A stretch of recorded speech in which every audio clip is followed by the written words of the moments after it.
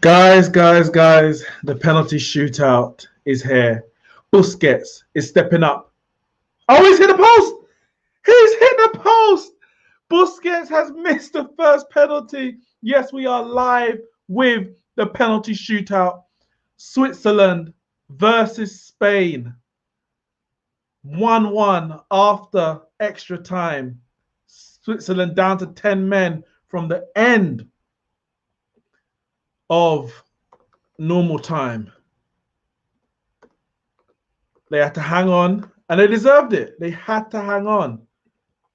And boy, did they hang on. They defended for their lives, and now they have an advantage in the shootout. Gavranovic steps up, scores 1-0 Switzerland. 1-0 Switzerland.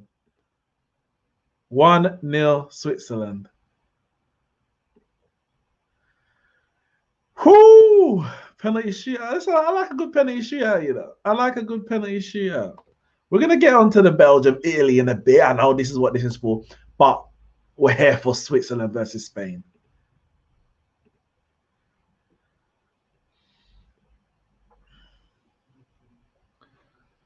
All right. Who stepped up? Who's this guy? Oh, great penalty. Great penalty. I don't even... Who took that penalty? That's a great penalty. Yeah, that's gone top corner. No questions asked about that one. No questions asked about that one at all. At all. Saying 60% of penalty shootouts are won by the team taking first.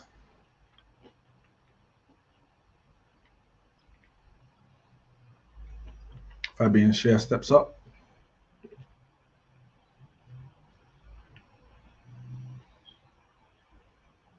Come on.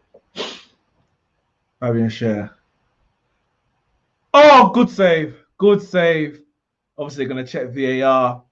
Schär kind of started or slowed down in the penalty run up. You know, yeah, he kept his feet on the line, 100%. He kind of slowed down and went to place it. Didn't get into the corner. Keeper guessed the right way. Good save. You know, a penalty missed is always a bad penalty because you could have done something better. A penalty save, a penalty scored is always a good penalty because that's the aim. Rodri steps up. He was only brought on right near the end. Just take this penalty. And it's saved! Saved by Yann Sommer. Listen, this guy's credibility is just rising and rising and rising. Yann Sommer, he points to the right and he goes to his left.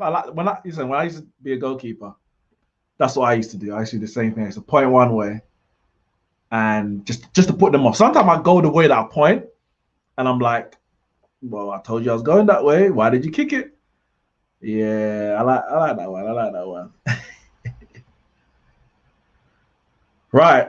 Advantage Switzerland if they can put this one. Kick it. Yeah, I like that one. I like that. If they can put this to Manuel Akanji. If he can put this one in, it has advantage Switzerland. Unai Simon's doing the same, moving across the line, steps up. Oh, he stuttered again. He stuttered. He tried to double fake the keeper, and Simon saves it. He tried it. He tried to wait and wait. And again, 1 foot behind the line. He tried to see. People trying all this fancy stuff. Put your foot through it. Put your foot through it. That's all you gotta do. That's all you gotta do. Who stepped up? Moreno. Gerard Moreno of Villarreal. Left-footed. Oh, great penalty. He kind of paused just before he shot as well. Great penalty. Top keeper's left-hand side, top left. Sommer went the right way, but nothing could do about that. Sommer doesn't deserve to lose this game. Sommer does not deserve to lose this game.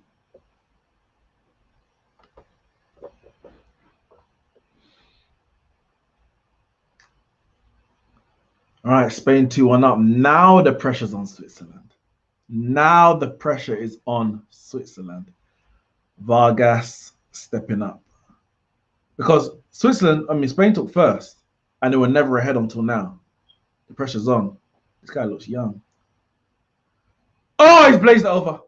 He has blazed it well over Ruben Vargas. Oh, my goodness. What a terrible penalty. What a terrible penalty. That's awful. And if I'm correct, can Spain win it?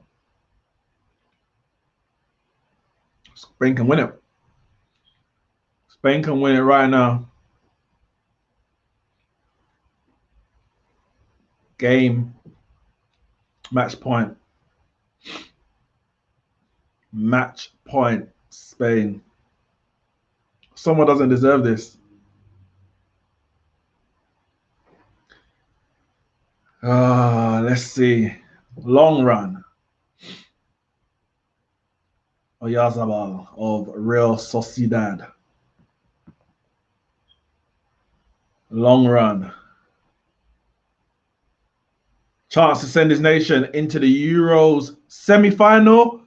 And he scores. Spain are through. Spain are through. Luis Enrique pumps his hands in the air. The whole team run over and Spain through by the thinnest of margins.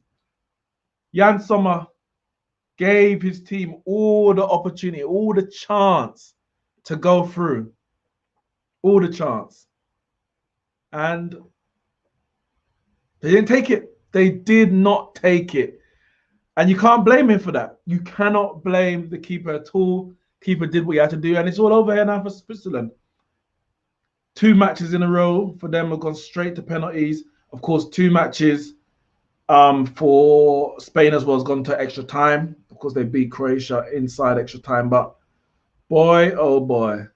Boy, oh boy. Switzerland. I mean, and when it comes to it, there has to be a winner or a loser, isn't it? Has to be a winner or a loser. You just hate to be on the losing side, I tell you. You just hate to be on the losing side. Spain are through. Tears from Vargas. Tears. I mean, he looks like a young boy. I wonder how old he actually is. A lot of pressure. Luis Enrique took off Pedri before the penalty shootout, ball on Rodri. So of course, I guess he didn't want the pressure of for such a young boy, 18 years old. But Rodri came on and Rodri missed. Rodri missed his penalty anyway. Obviously, that can happen, innit? Busquets, Rodri both missed their penalties. But Spain are through. And Spain will play either Belgium or Italy in the next round. And that's what we're talking about. Because this match is about 15 minutes away. Belgium versus Italy. And here is your lineup. Damn, man. Vargas is doing some serious crying, isn't it? How old is he? Let me check that. Ruben Vargas. Serious 22. Man up, man. Man up, man up, man up. Serious crying. Serious crying. I mean, it's passion, isn't it? Nobody wants to lose these kind of games. Nobody wants to lose. But here is your lineup. Belgium versus Italy. Thibaut Courtois, Toby Alderweireld, Thomas Vermaelen, Jan Vertonghen as a back three. They've gone with 4 across the middle in their normal 3-4-3. Meunier, Witsel, Tielemans, and Thorgan Hazard. Hazard, the older brother, Eden, is out injured. We know him and De Bruyne actually went off injured in the last match, and it was a fear that both of them would be out. Both of them will be missing from the lineup. But as you can see, De Bruyne does start on in the front three with Doku and Romelu Lukaku. that is the lineup as far as Switzerland. I mean, as far as Belgium are concerned, and it's a very strong lineup. I think Kevin De Bruyne for me is the key. If Kevin De Bruyne, I mean, there's been some poor penalties, so I'm just watching them back. Yeah, some poor penalties. The two trying to be too nonchalant, too nonchalant. The one who actually blazed it over, you know, that can happen in it, but at least he put his foot through it. Other ones that miss, they'll run up nonchalant, tap it in. Nah, put your foot through it. Put your foot through it. But sorry, yeah. Kevin De Bruyne for me was the big call. If him and Hazard, especially him, was out, then I don't give Belgium a chance. I don't give them a chance. Who's going to create the chances? Obviously, Lukaku's there to score the goals, but you see the difference how Belgium look with and without Kevin De Bruyne. The first game against Russia, cool, won that 3-0. Russia were terrible anyway. Next game against Denmark, it wasn't until De Bruyne came on and he changed the game. I think they were 1-0 down. De Bruyne came on at halftime and he changed the game and won it 2-1. And then the last game against Finland. So, yeah, De Bruyne is he's the big one. He's the big one. So I'm sure they're glad to have him back. The question's going to be, how fit is he though? Because is he 100% fit? Was there a doubt? Is there a doubt? And if there is a doubt, how well is he actually going to perform? We don't know. We're going to have to wait and see, of course. And on the Italian side, I mean, sorry, some of these penalties are awful. Sorry, some of these penalties are awful.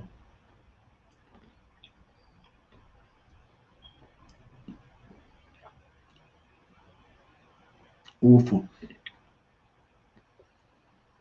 They don't have to practice. I mean, of course you can practice penalties, but they just had a penalty shootout against France. That's poor. That's poor. Here is your Italy lineup. They've gone with a 4-3-3. Chiellini back. Chiellini was out after I think it was in the second game. I think it was the second game he came off injured. And if I'm correct, he's been out of the tournament ever since. Donnarumma in goal, of course. Di Lorenzo, Bonucci, Chiellini, and Spinazzola in the back four. Of course, early in the tournament, they were playing as a back three. Once Chiellini was out, they changed to a back four, and they're stuck with that, with Chiellini back.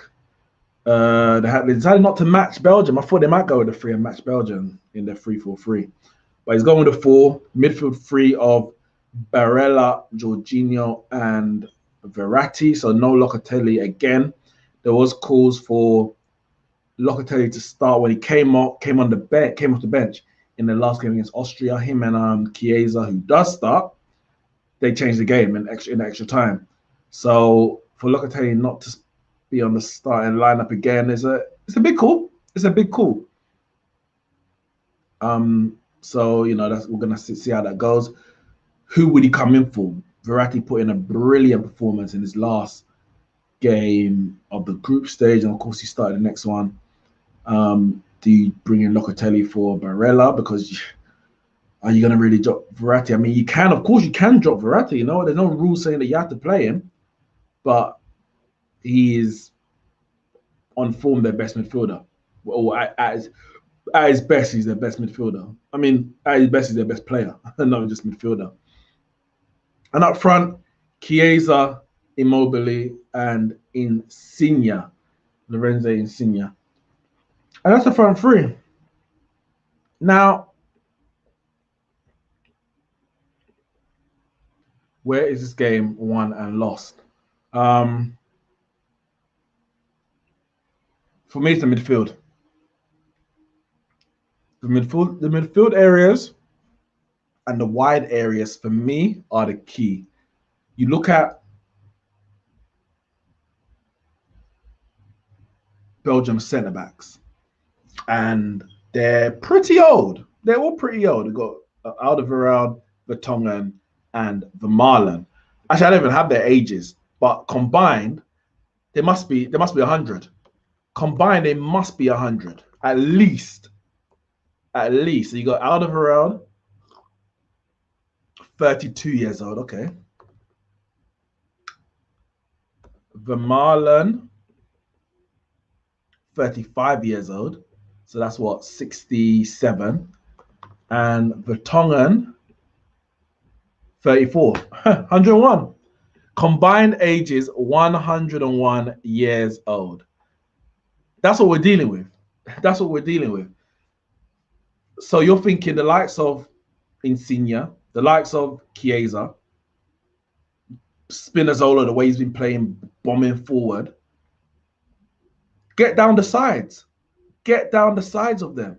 Get some balls in behind, down the channels, and you can trouble them. Draw their centre backs out, and I think you can trouble them. Of course, with the likes of Jorginho, Verratti in the middle, they will have the ability to switch the play or to spray it out wide. They can do that. But I think the best way for them to win it is probably going out wide. Belgium's going to want to play through the middle, where I guess they've got numbers, they've got bodies. They've got De Bruyne playing, it looks like, on the right-hand side of a front three, but we know his tendency is going to be to come inside. It's just his tendencies. He can drift out, he can do both, but he does have tendencies to come inside because he's a natural midfield player. Looking back at this red card, it's definitely not a red card. It's definitely not a red card. I'm not having that. I'm not having that.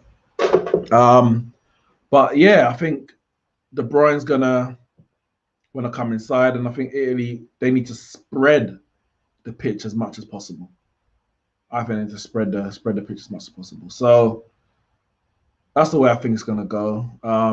Shane says, I see both teams being nervous in the first 20 minutes. However, whoever is more clinical will win it. In my opinion, I think Belgium will win. They are used to these big games now. Sorry, they are used to these big games. You're right, they are. But I just don't think they're that great. I just don't think they're. And I'm not saying Italy's a great side, but I just think this Italy side are better, man for man. Better man for man. Maybe it might be even man for man, but as a team, I think they're better. As a team, I think they're better, and I don't think it's even that close. If I'm going to be 100% honest, Belgium for me were fortunate to go through against Portugal. I think there was individual moments of brilliance. I'm talking about the third game of the group, the previous game. Other than that, there's nothing as a team that really frightens me. You got Lukaku, you say, yeah, we need to have a plan for him. You got De Bruyne, you need to have a plan for him. But other than that, I don't rate the way they're playing their football right now. And they've played well in the past. But a lot, Roberto Martinez gets a lot of stick. And I think a bit of it's unjust. I think he's done very well with his Belgian side. He's blessed with great quality players, but I think he's done very well getting to a FA Cup, a World Cup semi-final, coming third in the World Cup that year. Of course, they had an upset in 2016 Euros, losing to Wales. But for me, I think this Belgian side might be over the hill. That defense, for me, is the worrying part. And the midfield ain't great. Axel Witzel's done well this tournament. I don't think Tielemans has been that great. He's been okay, but he ain't been on the level of a Jorginho or a Locatelli, for example. He's been all right. So, yeah, I think for Italy, you spread that pitch as high as possible, as wide as possible, and you exploit the sides, exploit the pace that they have in their attack and out wide. And for Belgium, you come inside. How do I think the game's going to go, though, in terms of... I think it's going to be a pretty high-tempo game. I know you said you think both teams are going to be nervous. The way Italy's played this tournament, I think they're going to want to continue on that same kind of path. Just go. And I think if they do that, they can catch Belgium code. They can catch Belgium code. So Yeah, it'll be very interesting. Very interesting. And I think Hazard played well. Hazard played well in Eden, that is, in the last game. So he will be a miss. Definitely will be a miss. But De Bruyne's the key. De Bruyne and Lukaku is the key. You got a creator and a goal scorer. Sammy says Lukaku's gonna rise, hopefully. Well, Lukaku's on 3 goals. Um, Lukaku's on 3. Who's on 4? You've got Schick from Czech Republic on 4. You've got Forsberg's out now. He's on 4, I think it was. Schick's on 4. Lukaku's on 3. Benzema's on 4, but he's out. Ronaldo's on 5. I think that's it. I think Lukaku is a straight fight with Cristiano Ronaldo to get the golden boot. And I say a straight fight. Of course, Ronaldo's not in the tournament, but he still leads the way. I think his tournament ends here. Sterling's on 3. Sterling's on 3. I mean, Lukaku could bag 2 today and end up on 5. Sterling's on 3. He's got a shout. He's got a shout of being even player of the tournament, not even just a top goal scorer. The way that, and I'm not saying he's been the best player in the tournament, but he's up there definitely with when you talk about the most effective. All his goals have effectively been winners. All his goals, and you know, England 1 goal here, 1 goal there. Lukaku scored 3. No. Yeah, he scored 3 in the group stages. So he scored 2 in the first game, 1 in the last game. Let's see. Let me bring this up quickly. Goals. Schick still in, yeah. I think Shay says, I think Italy are not a prolific team, and considering Belgium defending well against Portugal, if Belgium defend the same way, I can't see Italy scoring many. They're not prolific. I'll give you that. They're not prolific. Immobile gets a lot. He gets a fair amount of chances. I don't think he's clinical as a striker, but I think they're gonna create a lot of chances. And you say they defended well against Belgium. Cool. They weren't bad. But sorry, against Portugal. But Portugal should have won the game. I said at the time, Belgium didn't win that game because they defended well. They won because Portugal finished badly. Portugal had about 4 or 5 chances that they could have easily scored. Yeah, and men just said it. Did Belgium defend that well, though? I don't think they did. They were there in numbers, but Portugal had a number of chances. I think Diaz had 2. Guerrero had 1. Jota had 2. That's 5 chances. That's 5 chances. So I'm not going to lie. I know this is a game and people say, oh, it's 50-50. Anything can happen. I hear that. I hear it. But I will be surprised if Belgium win. And that's saying something because it's a huge team. They're number 1 ranked in the world. But I will be surprised if Belgium won. Maybe it's just me.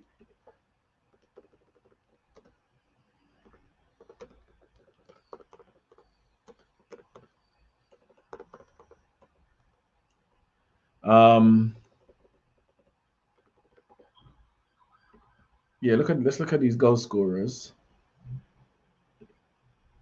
Big up yourself, everyone in the chat. MN been riding with us throughout the Euros. Sammy, same thing. Hope you're getting better. Ronaldo, 5 goals out of the tournament. Forsberg, 4 goals out of the tournament. Benzema, 4 out. Schick, 4 in. Lukaku, 3 in. Shaqiri, 3 out. Sterling, 3 in. Wijnaldum, Lewandowski, Severovic, 3 out. Immobile, Dolberg, Morata, Melier, 2 all in. Depay, out. I mean, who are you thinking is going to be ending top goal scorer?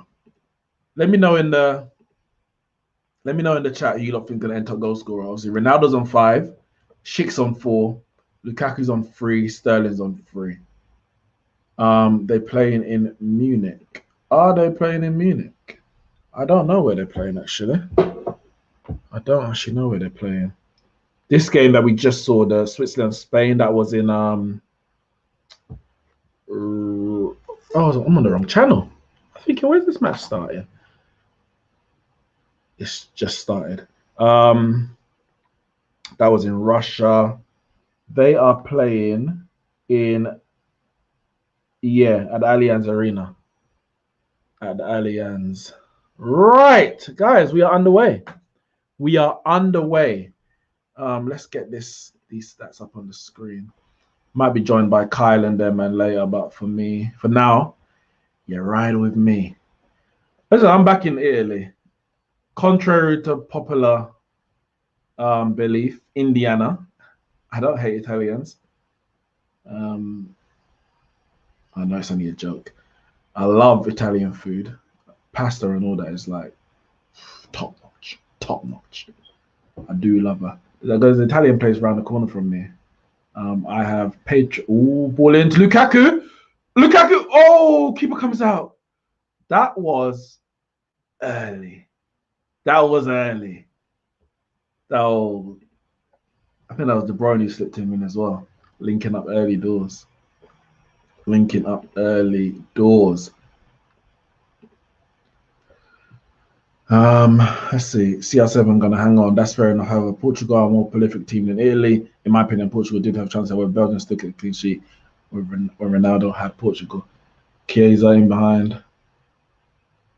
I tell you, down the flanks, that's where you gotta go. Must be a corner. Oh, what's up in there? I thought that was a corner for Italy. But yeah, that was a quick chance for Belgium. Lukaku, I'm not sure what happened. Did it just? Oh yeah. I see what happened there. For that chance. But in terms of Lukaku, the ball went into him and maybe just kind of got away from him actually.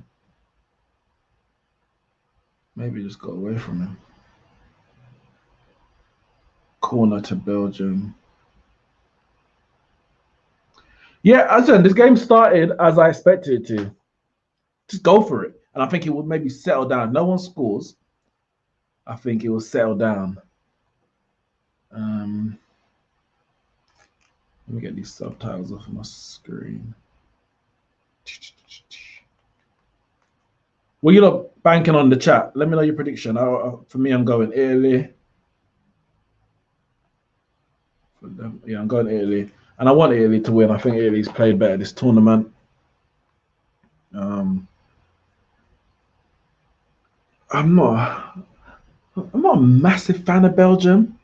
I do like, especially when the golden generation, when they're their peak, they were very, very likable. I'm not a massive fan of Belgium. I'm not.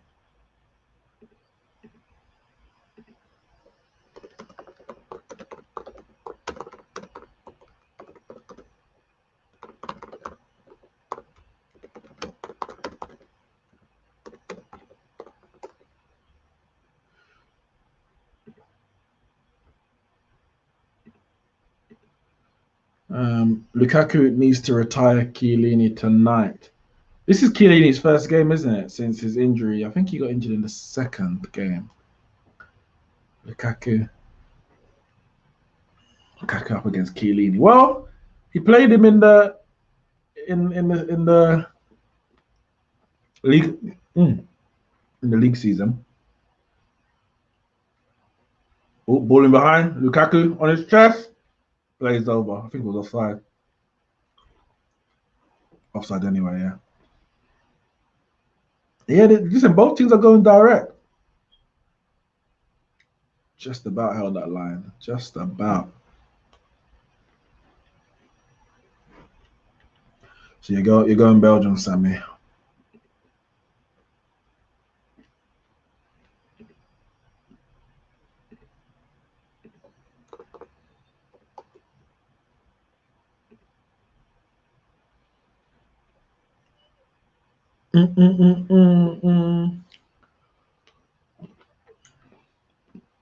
It'll be interesting to see how the 3-4-3 and the 4-3-3 match up. We saw when for example, when Portugal played the 4 against Germany's 3, they got cut apart. England changed and went to a 5 against Germany.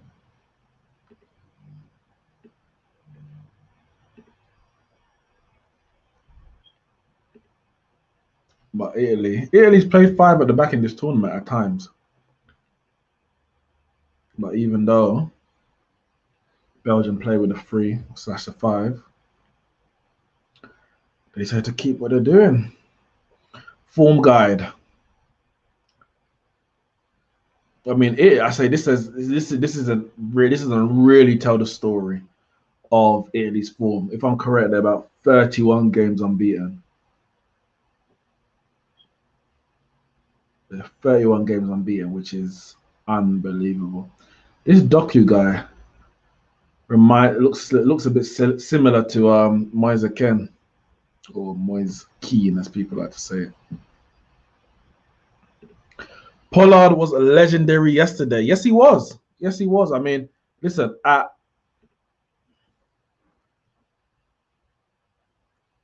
10 overs in our chase, not our chase, when we were setting the target, I was thinking game over. I think we were about 60 or 70 for God knows what after 10 overs, 70 for 3 or something after 10 overs. And I didn't know where the next round was coming from. We just kept getting either dot balls, maybe a single, and out. I don't think we hit a 4 or a boundary of any of the spinners. It was woeful. It was absolutely woeful. And I was thinking, boy, this team. But this team can pull it out when out of nothing, like no other team can. 64 runs in the last 4 overs or something like that. That's unbelievable. That is unbelievable. It's like 15, 16 runs and over. That's amazing. That's absolutely amazing. And then backed out with a ball, leveled the series 2-2. And what I'm happy about, obviously, we won the toss in the first 3 and chased. And obviously, won the first one. We won the first game. We should have won. Oh, which game was it we should have won? Probably both of them, but there was one game specifically we should have won. And we didn't. And probably the last one, I think, we should have won. To be fair, both of them. We should be at 3-0 up, but it was poor.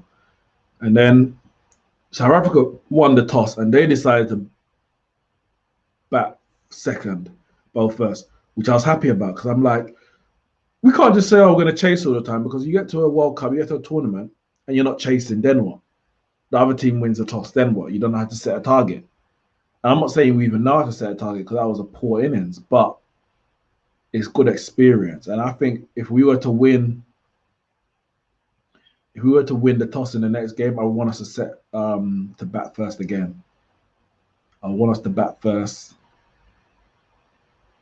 do something that's out of our comfort zone, and maybe that's another bow to our hat, because people would think, I'll play the West Indies, as long as they don't chase, we got them. No, let's go out there and make a big total, or let the bowlers have to fight to defend the total. They can't just say, oh, we're going to roll up and bowl and our batsmen are going to chase anything. No. Make the bowlers defend the total. They defended it well. Bravo for like 19 off his 4. Brilliant. Neeks, do you play football? What's your best position? I don't play football as much as I used to. And obviously, lockdown, I haven't played it in over a year. So the last football that I really played, I'm talking about like, competitively, so to speak, was my work football tournament in May 2019. So they have a tournament every May. So obviously we didn't have it last year because of COVID. And I don't know if we're having it this year. I know there were some dates kind of spouted around, but because the restrictions keep changing, We don't know. So yeah, May 2019. So the last two tournaments we came. Where did we finish last year? Semi-finals last year, or the last tournament, should I say? The tournament before that we won. I captained the team. I was playing. What was I playing? Right back. Because yeah, I was playing right back. I was playing right back. Playing right back. I think it was. Yeah, I think the tournament before that I played midfield. No, I played left back. Sorry. Um, and then that year I played. The last 2 years I played right back. So in my prime, when I was younger, fitter, more trim, I used to play on the wing. I used to play right wing. I was very versatile. I'm not gonna lie. I'm not just saying to be big headed. I was very very versatile. So I used to play right wing because I had the speed. And I was one of the fastest. Well, one of the fastest in the borough. I came second in the 200 meters when I was about 15 in Haringey, North London. So I used to play on the wing because I was very fast. I have decent cross on me, but it was mainly my pace. Like I'll get in behind and something like Walcott or Aaron Lennon. I'm not saying I had a whippage like Beckham, but you give me enough time, I'm getting the ball in there, innit? So I used to play right wing. Only if the team were really lacking would I play up front. I remember one time I played up front, scored a brilliant goal. We lost the game 6-2 though. But I remember one game we started the game up front. I'm 5'10", and this is back then. I wasn't very built. I was kind of slim, but I'm a winger in it, so I'm just quick. And the coach put me up front, and the person he put on the right wing was bigger than me. He was actually a year younger than me, but he was kind of more bigger. I don't think he was taller. He may have been a bit taller, or not might have been the same height, but he just had a bit more build to him, like chest and that kind of stuff. And he was actually a striker. And the first ball went up there, or maybe two balls went up there, and the defender was like I was gonna say 6'4". I don't know how tall he was, but he was big and tall and strong. And I'm trying to battle against this. I can't battle. Like if I'm gonna play up front, I need to be. I'm 5'10", so I'm not short, but I gotta be the one who's running in behind because I'm quick. I can't deal with these long balls up there, take it on my chest. Nah. So I'm there running through a couple of times and I'm battling, I'm struggling. I said to the guy on the right wing, I said, I don't know why. Coach just put me there. Let's swap. We swapped. In the end, we drew the game 2-2. I think that was that game. I think it was that game we drew 2-2. But it was just much better. I'm not a striker. But yeah, because I'm a natural winger. Ball in. Oh, 1-0.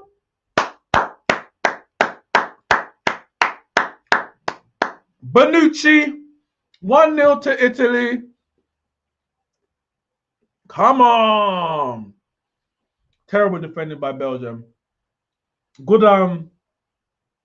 cross from the free kick, but it just traveled all the way through. It just traveled all the way through. That's poor. That is poor defending. But it's what I expected.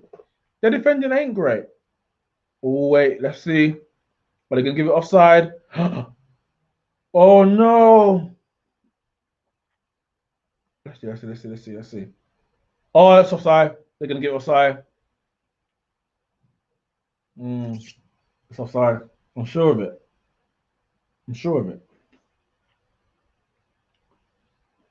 Yeah, offside. They're giving it. Ah, damn it.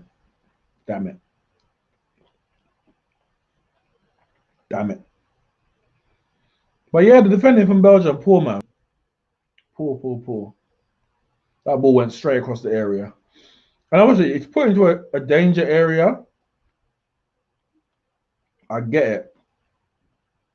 But you've got to do better.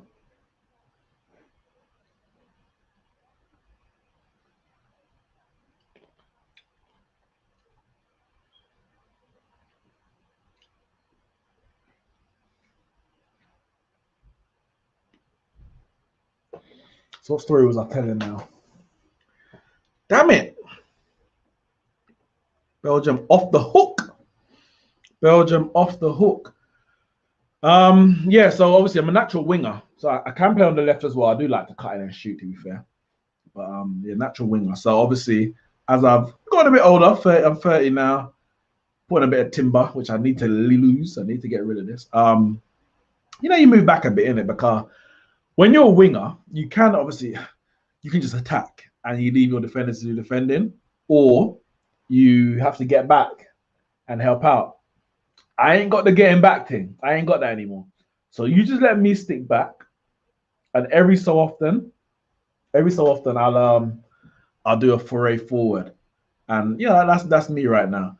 However, I'm also a goalkeeper. I'm also a pretty good goalkeeper. It's funny because I was a goalkeeper from like primary school.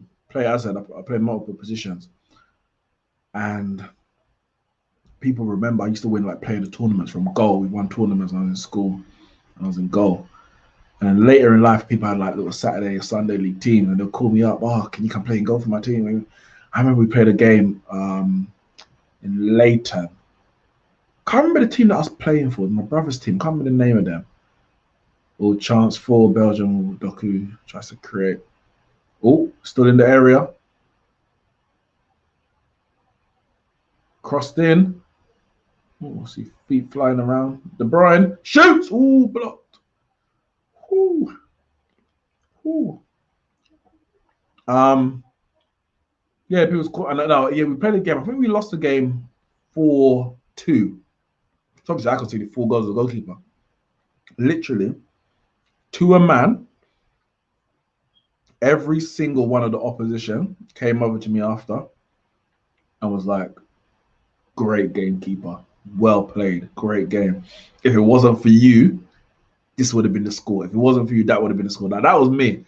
I can't control my defense, innit? I can't control what they do. But big up yourself, Lambs. that GIF, whatever you sent me. That's funny.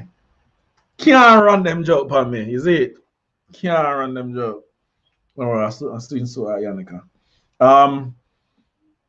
Yeah, we lost the game. I think it was like 4-2, and literally everyone came up to me. Oh, well played, keeper. If it wasn't for you, would have been this, would have been that. I think there was a guy who was on a hat trick, and so he scored 2 already. But to be fair, he scored 1, and then I kept saving his shots. Then he scored his second. He's thinking, yeah, I got this. And after that, I don't know how long left, but every time he came through, me one-on-one with him, could not beat me. He was so mad at it. And even though they won, obviously, man wants his hat trick, innit? And then the other team tried to recruit me after. They were like, oh, come play for us. I was like, no, this is my brother's team. I can't just leave them, innit? So, yeah, I'm pretty versatile. I prefer right wing's my best, but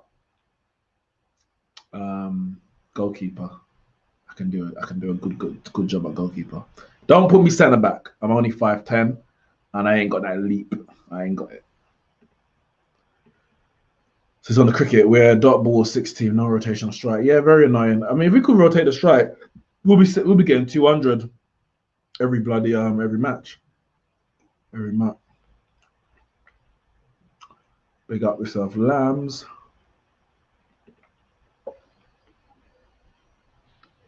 The football needs to Lukaku versus Pauta. That's Spain defense. I mean, how good is Laporte really? Pau Torres got hyped up. I don't know where it came from, but he got hyped up. Man's barely commanding a place in this Spain squad ahead of bloody Eric Garcia, who couldn't buy a game at Man City. Bloody Pau Torres. Thorgan and Jorginho look alike, says MN. I haven't clocked, but you can tell the difference by the color shirt they're wearing. No, I haven't actually clocked.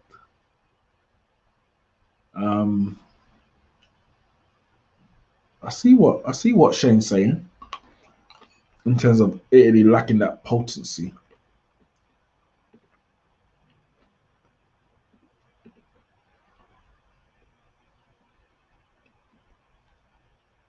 Neeks, you hate Italians. Stop this.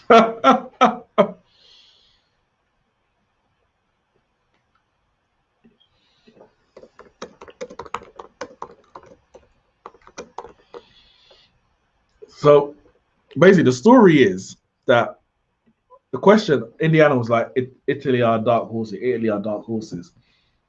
And I think, Indiana's part Italian. And I was saying, I'm not saying Italy can't win. I don't think they're going to win. I said this from ages ago. I don't think they're going to win. But they're not dark horses. Italy are a 4 times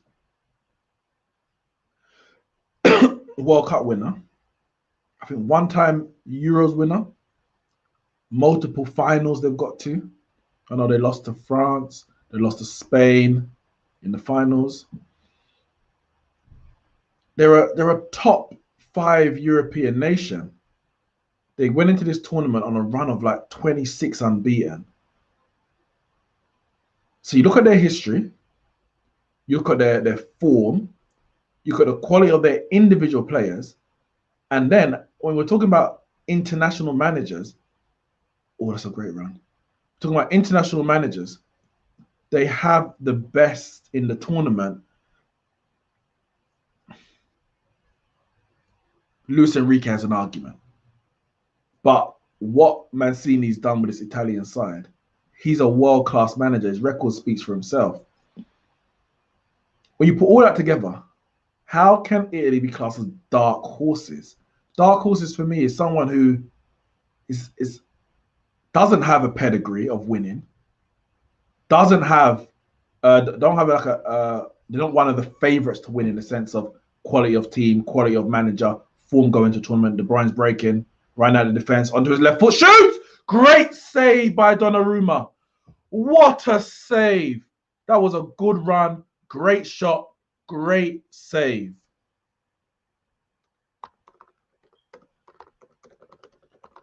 Great run and shot. Oh, that's great. That's great. That's what you call just brilliant football all around. Great run, great shot on his weaker left foot, and great save. Support that.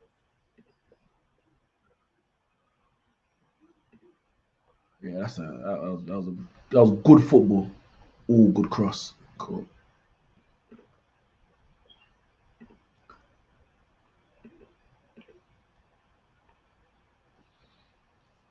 Belgium are playing well. Oh, that's a terrible, terrible, terrible cross.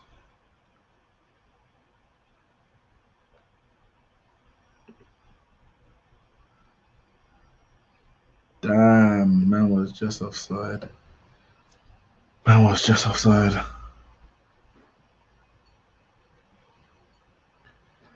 What was I saying?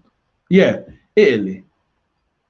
With all that I said, for me, dark horse is a team that doesn't have pedigree at major tournaments in terms of winning or getting to finals and or semi-finals consistently. Either lack of quality in player or lack of quality in manager. And then you look at the form coming into the tournament. Now, I don't mean form last 3 games, last 4 games. Italy won 20 odd games unbeaten. I think they're in the final of the Nations League. It says everything. It can't be dark horses. Dark horses then becomes that's actually disrespectful to Italy to class them as dark horses. For me, I had Portugal and France as the 2 favorites for the tournament. One is the world champion, other is the defending champion. Both have world-class players in their squad, littered throughout their squad, as a matter of fact. 2 favorites. Then for me, the level below is the challengers. You've got the likes of Belgium, who, to be fair, Belgium don't have the history, but they've got brilliant players. They're the world number ranked team, World Cup semi-finalist, 3rd place playoff. You got to put them in that next category. Ball into Mobley on the edge of the box, can't do anything with it. Yeah, you got Belgium, Italy. Who's the other names I had? Belgium, Italy, Germany. Germany's on the border of dark horse and challengers because it's much more weighted towards their history rather than their current form.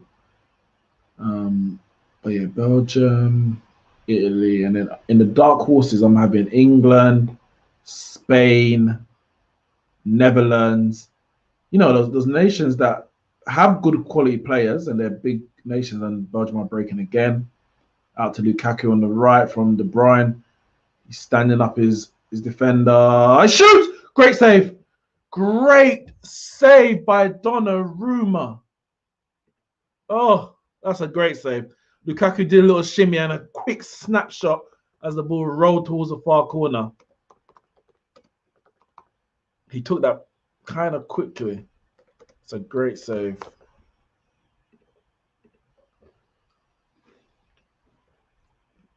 I thought that might be sneaking in. I thought that might be sneaking in.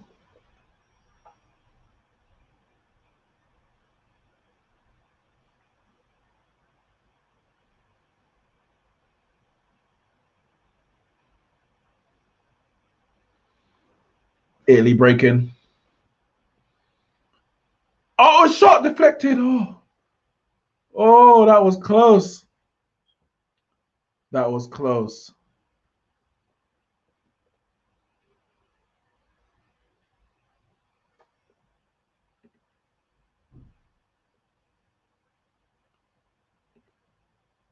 That was close.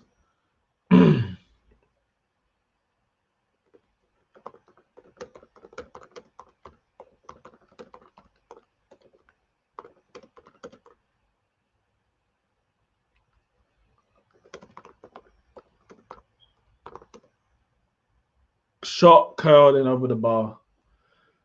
Still 0-0. I would say Belgium's been the better side.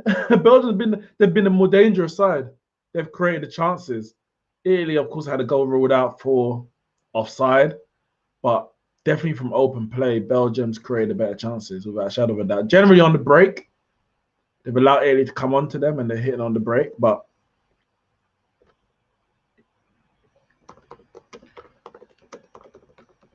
yeah, that was a deflected shot that hit out of Varane and went over or nearly went over Courtois.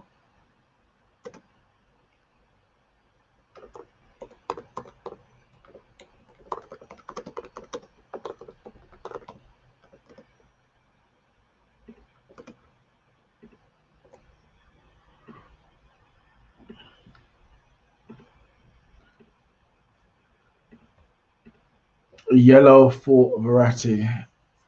Don't rule out a red card. It would be very, very childish of him to go and get a red card. His team needs him. He needs that experience.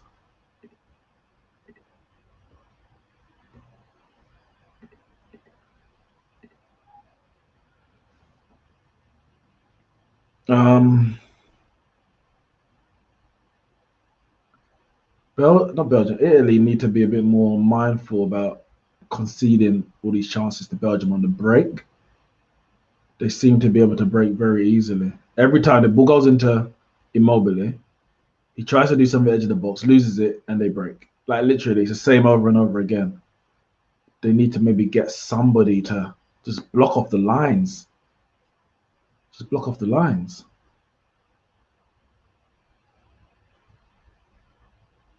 They're definitely the team who's like on the front foot, so to speak. But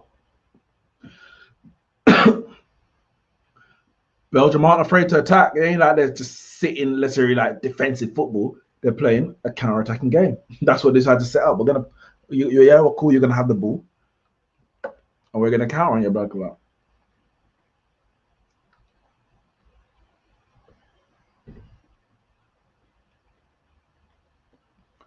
Axel Witz and Chiellini had a little lovers rocking the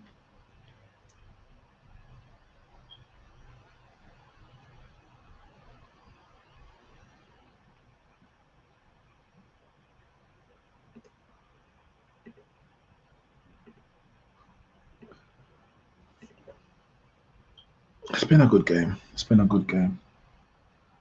A good quality, a high quality game. which is what we expect.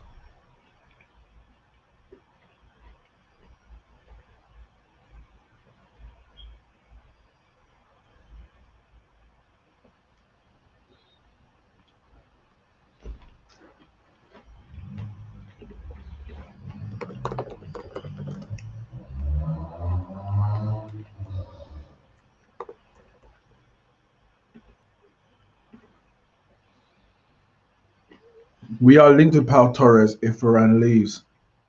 Oh, ball comes out edge of the box. Someone's down in the box. Go! Oh no! That is a great strike. 1-0 to Italy. I don't know what happened. Because there's no way that they should allow that ball to get through. I don't know what happened. Somebody was at fault. Mancini doesn't even celebrate. Nicola Barella, quick free kick. Belgium's all over the place, all over the top, bouncing around. Who lost it? Was that Vermaelen? Or was that Tielemans? Who lost that ball there? Somebody playing around the ball at the edge of the box. No, it wasn't Vermaelen. I think it might have been Vertonghen, actually. That's a great finish. Oh, that's a great finish. I mean, you got to score that anyway. You got to score that, but yeah.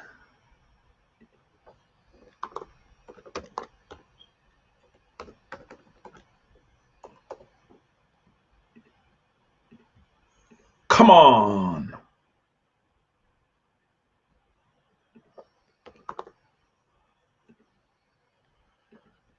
Yeah, this is a good game. This is a good game.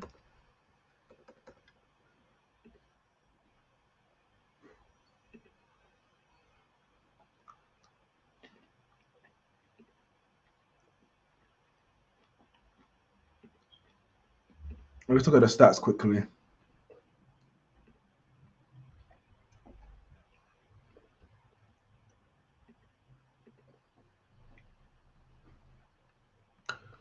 Um, 4 shots each, 2 on target for it. Oh, wait, what?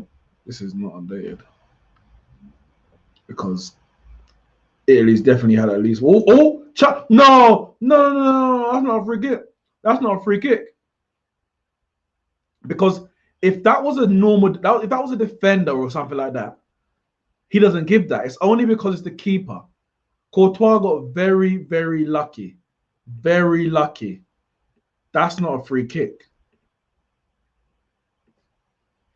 That's not a free kick. I'm not having that.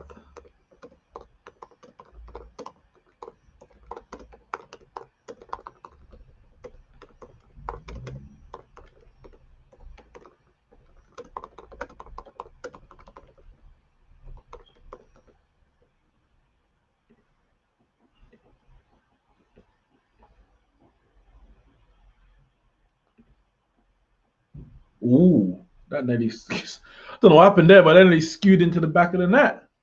It's curling towards the goal.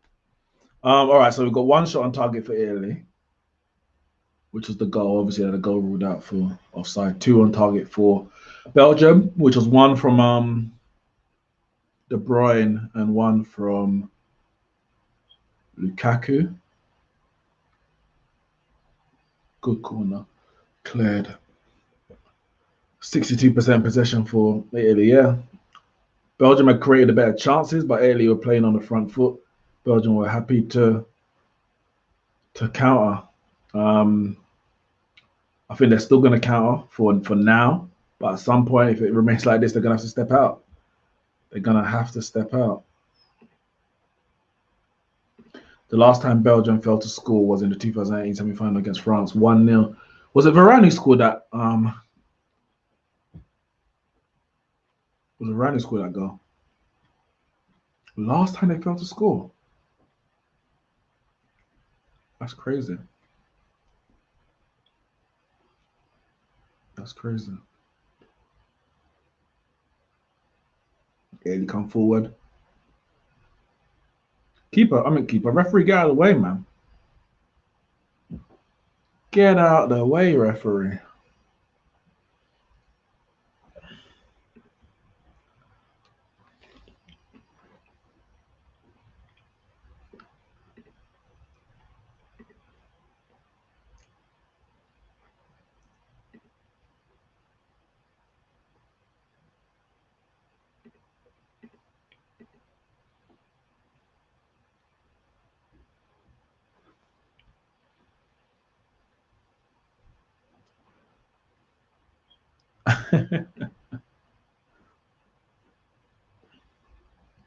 So yeah, it was Vertonghen who made that.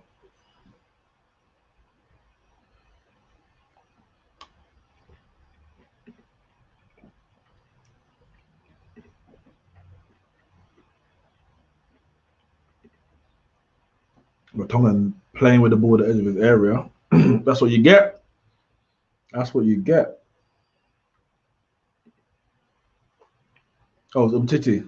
Umtiti scored. I remember it was from a free kick. I think it was from the right hand side. I can't remember it. I think it got dinked in and he kind of flicked it on.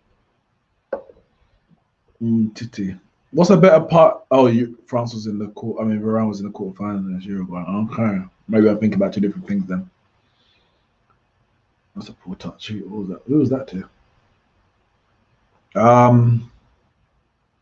So what they played? Was it France? I mean, Argentina in the last 16, Uruguay in the quarters, Belgium in the semis, and Croatia in the final.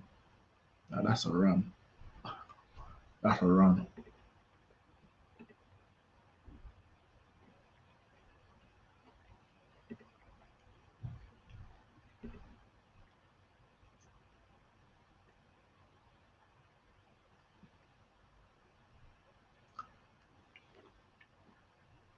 Let's see what Belgium got.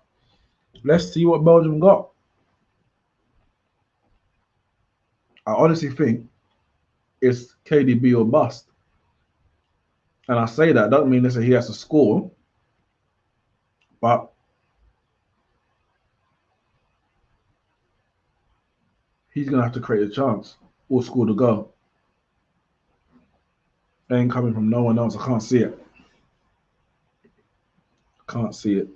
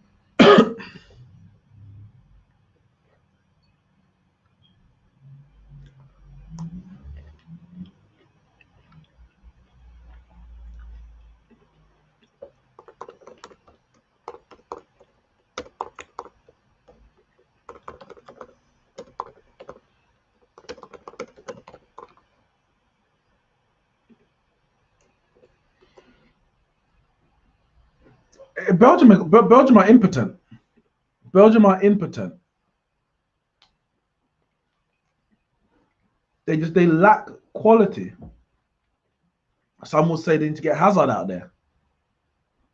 I say the real Hazard is out there, and they're just not good enough. Italy are all over them, and not even just.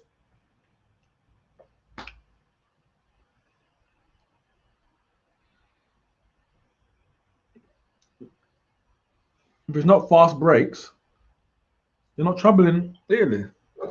They're not troubling Italy. And now that Italy's 1-0 up,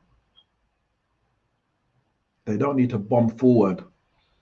They can keep a man or two in reserve to ensure they don't get broken on. This could get long for Belgium. This could get very long. The reality is, they missed their chance. They missed their chance. 2018, 2016, 2018. That was prime time. Prime time. Corner for Italy. 5 minutes to go.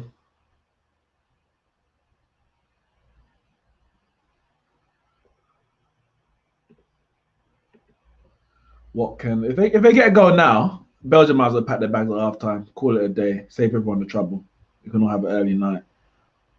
Or we can head out on the town. Because there's no coming back from 2-0. Shot! Oh, just past the post. Just past the post from Chiesa. Keep it had it covered though. It's never going to go in. It was curling, but yeah, Courtois had that well covered. Well covered.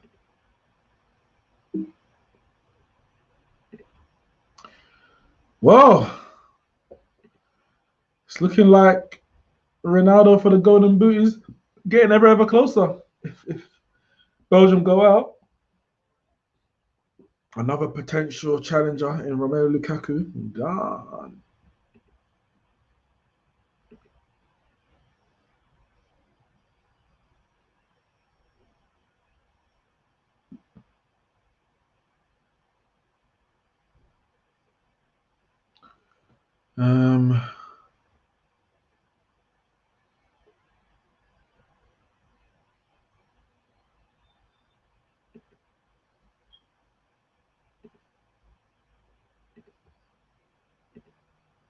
So I'm looking through Twitter, seeing everyone saying, "What?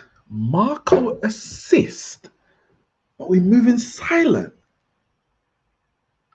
Marco assist?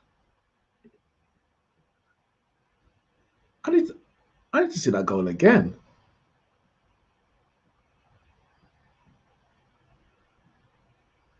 I need to see that goal again. I don't. That was Vertonghen assist as far as I'm concerned. He gave that.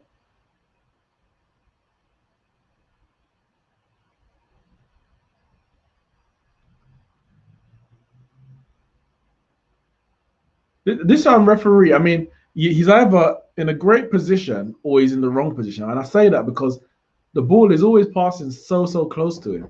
It's like, get out of the way. But then on the same note, you have to be close to play, innit? You have to be right out with the play. 31. What did... Oh, great ball. Great ball. Great ball. Get that across first time. Oh, you got to score. Do something. Immobile, do something. Oh, you're useless. Absolutely useless. What a chance. Who played that ball down the line? Who played that ball down the line? Because that was a great ball. I just want to know.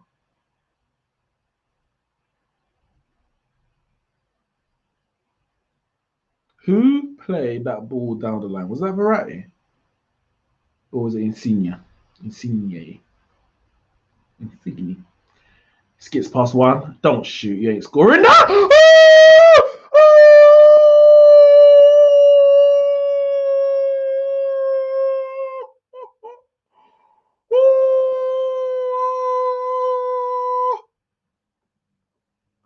What a goal! I just said, don't shoot.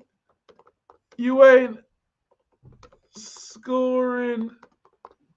And that was it.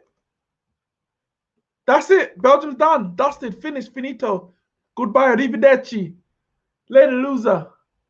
The doorknob hit you with a good loss, but you don't come back round here no more. Hasta la vista. Kick rocks. And get the hell out. Belgium, you're done. You're dusted. Your time is up. Your time is up. I literally said, do not shoot. You ain't scoring that. Listen, I'm going to run that clip back later because I wasn't expecting that. I thought, Lorenzo Insigne, you've been trying this all tournament. All tournament, you're trying this cut in. I mean, you got one goal finally against Russia. Was it Russia in the first game? No, Turkey, sorry. But other than that, you shut me up, I tell you that. Bloody hell. What a strike. What a strike. Oh, penalty. That might be a penalty. It's a penalty. It's a penalty. Oh, what a stupid challenge. What a stupid challenge. Ridiculous.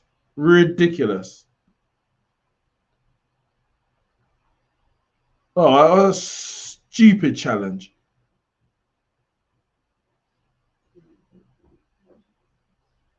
Ah, shit. What? Actually, wait, look at the leg. That's a very soft penalty.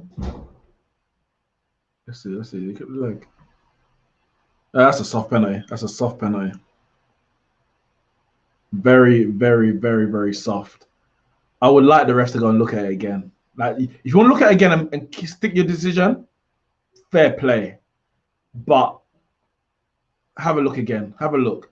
Because there's actually no leg contact. I thought there was leg contact. I thought there was leg contact.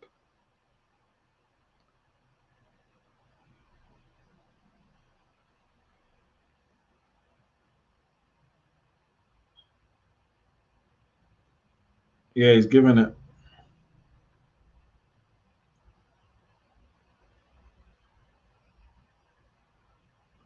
He's giving it. He's giving it. All right. What can Donnarumma do? What can Donnarumma do?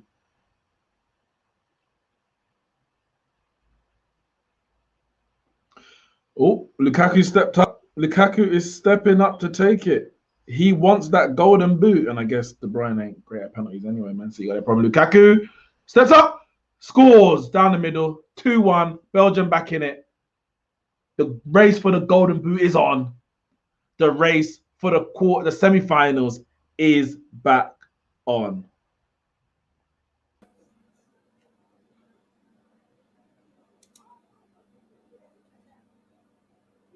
All right, just come in quickly, just to say a few things, if you can hear I was me. wondering why your screen was black. I thought I was waiting for you to actually turn your something on.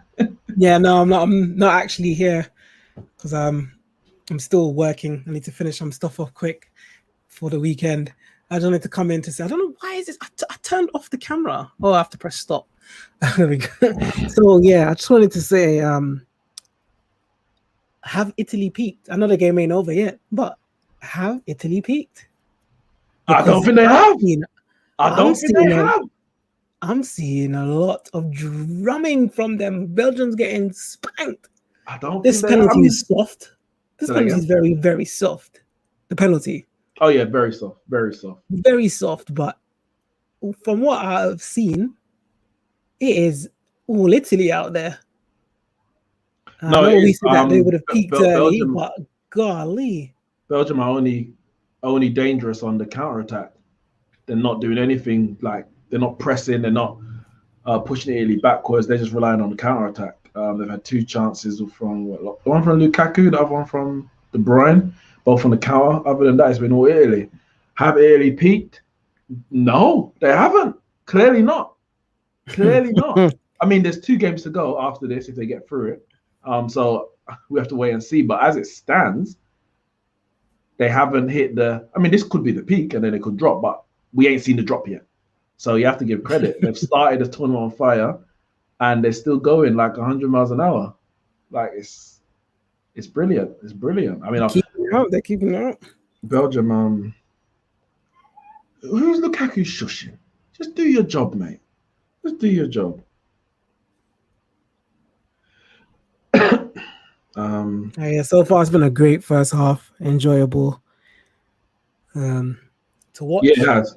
While working, it's been a good game, and I have not one to say that these games. You love your international football. I'm not one to say. Now that England in the quarters, you love it. Like I was saying to Gav yesterday, I love good games. I don't like dead rubber games. I like to see fun games, and this is what I want to see. That's why I say maybe. Like I was saying to him, I don't like cup competitions, and I like the Champions League not just about, but I like the Champions League, especially more when it comes to like the knockouts. You don't like cup? That's when it's more fun. No, I don't like FA Cup. I don't like Carling Cup. I think it's why a waste not? of time. Because I'm just not a fan. I don't like the beginnings of them because it's like dead games, dead rubber games, pointless. Like towards the end, the clock end, business end, that's when it's more interesting. Like in the Champions League, of course, that's what's more interesting. And all the crap goes out. You got to bubble up for it. The night games, you get the City versus PSGs, you get the Chelsea's versus Real Madrid. That's what I want to see. The big games where the stakes are high, not versus Malaga or or them teams there. No offense to them, but it's called the Champions League for a reason. It's supposed to be the top teams playing, and that's the fun for me. That's why I don't really like the FA Cup, Carling Cup, any kind of domestic cup. I'm not fair for it. Maybe internationals. Maybe I like it once it gets to this stage because that's when we actually see the good games. These games have been better than the groups. All the groups games were, barring one or two, were nowhere near as good as this. What we've seen, Wales. But that's the point. Like that's the point of it. The group filters out the best from the rest, and the best of the group then play each other, innit? Like if you can't, because if you just went straight in, then by the time you get to the quarters and semi, you might think, oh, how we ended up with this tie? How did that team get knocked out? Like the group, you have 3 games to prove that you're good enough to get through, and regardless of whether your name is Switzerland or France, if you get through after 3 games, you deserve to be there. Other than that, how did Switzerland beat that France team to just get knocked? Oh, I say to get knocked, but that Spain team is just as bad. Lucky that went to penalties. I think Spain are out next round. Easily. Well, if they play Italy, if they play Italy, they're out. If they play Belgium, I think Spain are beatable. Spain are definitely beatable. They play Italy, they're out, but and that's it. Italy, Spain are beatable, but Belgium are also beatable. Like Belgium are fortunate to be here. Like as I said at the time, they got through against Portugal. Well done, cool. You won your game. You did what you had to do. But they didn't go through because they defended great or they were creating lots of chances. They had 1 pot shot, and Portugal missed 5 chances. Like I'm not saying you're here because you deserve to be here, but you ain't played nowhere near as good as Italy this tournament. Nowhere near. Carried by De Bruyne and partly Lukaku as well. But yeah, Italy easily beats Spain. Yeah, if they go through, if Italy lost to this Spain side, bloody hell. Bloody hell. I mean, football's weird, isn't it? You never know what can happen. But Ukraine versus Spain in the final. God. Spain, Ukraine. God, that would be terrible, isn't it? Because even Ukraine look like they're on stuff, man.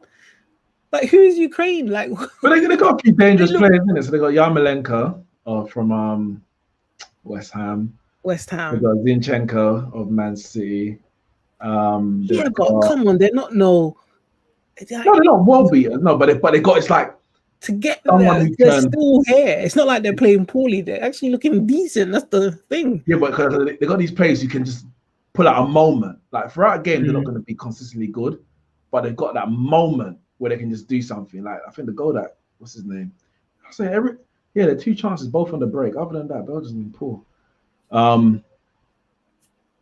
think the cross from Yarmolenko to Chiellini outside, not Chiellini, sorry, to Zinchenko outside the foot team. It's like that kind of moment that other teams might be solid in that, but because you ain't got a player with that kind of quality, you end up losing the game 1-0 or drawing, losing on penalties. Well, Shane said, credit to Italy. I wasn't expecting them to keep up this intensity. Well, I did say to you at the start of the game, Shane, I said, I expect Italy to just go for Belgium. Like, what are you holding them back for? Just go. You're in the quarterfinals of a major tournament. I couldn't see anyone sitting back and kind of nervous for the first 20 minutes. No. How did we get here? By attacking direct, fast, aggressive. And that's what Italy's done. And this Belgian side are over the hill, old legs at the back. I'm not surprised they haven't been able to handle it. And they're lucky to be 2-1. Lucky. Very lucky. Lucky to get that 1. Yep. I said if Belgium get all I said was if Italy score before half time, Belgium better pack their bags because it's all over. I wasn't expecting Belgium to score as well. So now it's back on. Did you watch the penalty shootout? No, working couldn't. I had at that point I had a lot to do, so I didn't even get to see that. Oh, okay. I just want to finish up probably in the next 10-15 and then get these kids to bed. Oh. How can I say never a pen? Someone goes, Bruno's career in a nutshell. What the hell has this got to do with? What the hell has this got to do with anything? HH, I think Chiellini has filed for legal adoption of Lukaku. Not sure yet. Waiting for more news. Yeah, Lukaku hasn't been given a sniff. Can't do much when there's no service. That's the problem. There you go. You can't do much when there's no service. I heard that. I heard that. I heard that. I heard that. All right, let me jump back off. Let me finish this. Hopefully, if I get everything done, I can probably jump in a little bit towards the end. Cool. But if not, then I will catch you all on the stream tomorrow. All right then. So, and let's say,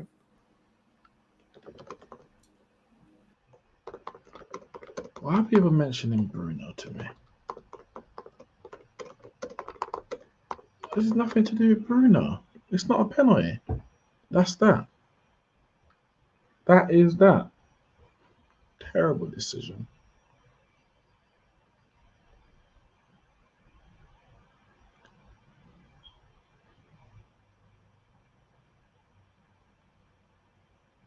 What's this? Yeah, that's not a penalty. Let's read some of these chants. That's one of those pens where once it's given, it's hard to. Oh, shut up, David. David is Peter Walton, I'll tell you.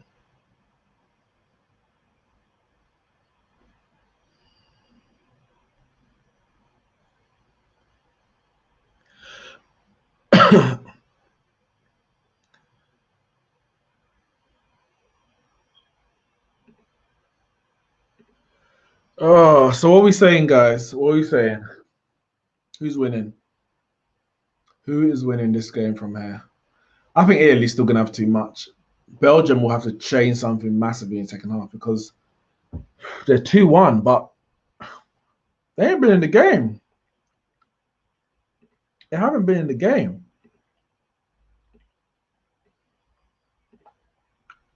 Look at some of these stats. Obviously, goal scored by Barella. Insigne, great goal. And Lukaku penalty just before half time. 2 shots on target each. Oh, sorry, no. Of course, 3 for Belgium. The goal and the 2 chances that I spoke about. We know that Italy had a goal ruled out for offside. Bonucci early on. 6 corners for Belgium, 2 for Italy. 55% possession, 45 to Italy, 45 to Belgium. Pass accuracy, 89% to 83. So Italy's definitely edged it. I think, for me, the stats don't even tell the true story. Belgium have only looked dangerous on the break. However, Italy have been a bit wasteful in the final third. Not necessarily just like, oh, missed chance, but not even getting the shot away when they should. Like, there was a cross from, I think it was Spinazzola, went straight into Insigne. You're like, shoot, do something. Not Insigne, sorry, into Immobile. And you're like, do something. And he doesn't do anything. He doesn't do anything. So I think they've been wasteful up front.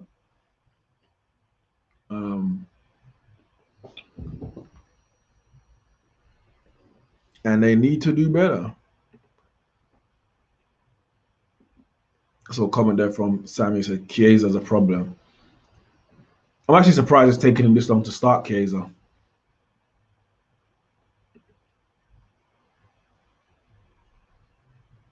I think a lot of people were expecting him to start much earlier in the tournament. But he's gotten his chance now, and he's a damn good player. He's a damn good player.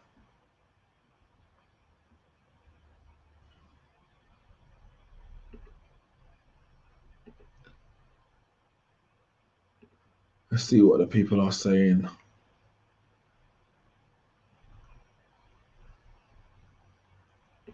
It's funny because Lukaku scores that huge penalty from Big Rom.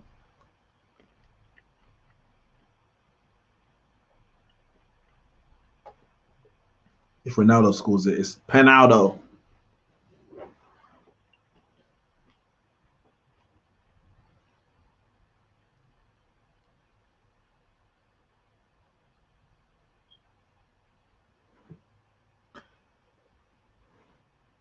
I've just seen the penalty shootout between Switzerland and Spain. I do wonder how impactful Unai Simon's shot along the line technique generally is. Most goalkeepers tend to stay planted until the shot is moving generally better. What do you think? I used to always move on my line. It might not be as effective when you're trying to actually make the save, because well, you have to determine at what point are you planted and ready to dive. You have to make sure you time that properly. But what it definitely does is put the attacker off.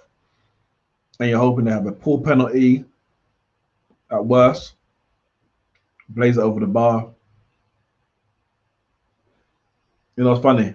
Like for the first goal by Barella, Immobile was on the ground feigning injury in the penalty box. Barella scores. I never seen him get up so quickly.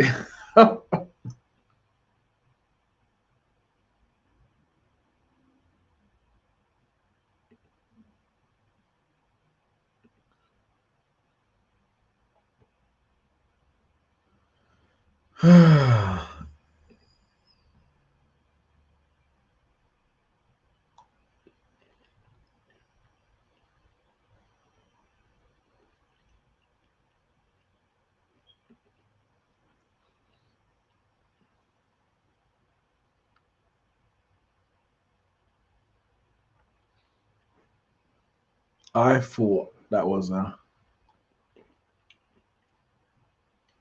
did not expect Insigne to score that goal at all. But I expect Belgium to come out and they're gonna have to go for it. They're gonna have to go for it. They can't be doing this sitting back, because if they sit back and Italy get the third, I'm not saying it's game over. Stranger things have happened in this tournament already. But they don't want to be in a position where they have to get 2 goals just to take it to extra time. The next goal in this tournament, or in this in this match, is so crucial. So crucial.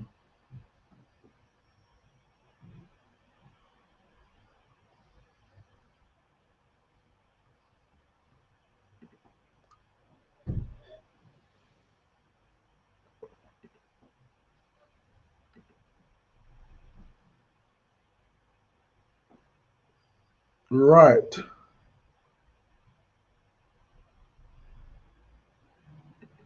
I'm just reading, sorry.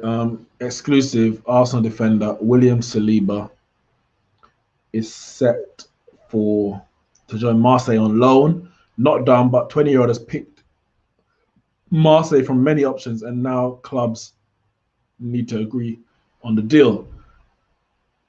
Arsenal want him to get a full season playing, still part of their long-term thinking. That is from David Ornstein. As Italy come forward, but boxed out by Belgium defenders. Interesting. So Saliba on loan again. I thought this guy was supposed to be the next best thing. I mean, he could still be, but as I said, him and Fofana were partners at Saint Etienne. Both of them moved to the Premier League. Saliba was much more highly touted. God, great ball between the lines. Great ball. Who played that? Was that Jorginho? I don't even know. Who was that leaning back? Chiesa.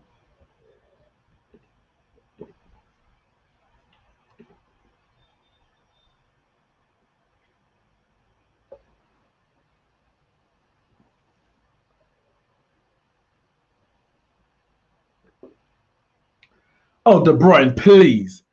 Is De Bruyne really trying to claim that? He's just trying to get Verratti sent off. Verratti better be careful.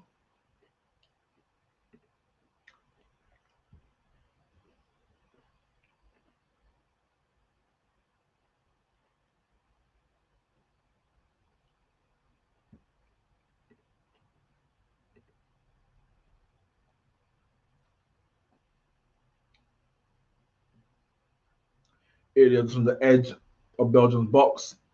Much like, give and go. Chiesa, did he get tripped there?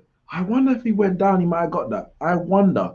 Because it was a little bit of a stumble, but I don't know if he was tripped or it was just a natural, his own self-inflicted.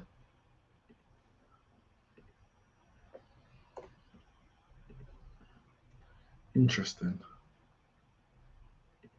Very interesting.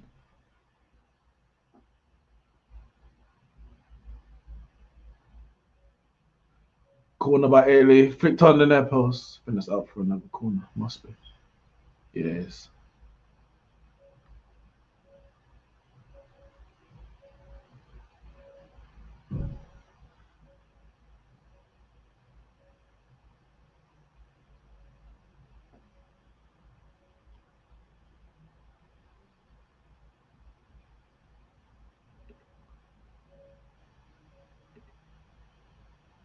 Italy started, I guess, how they meant to finish.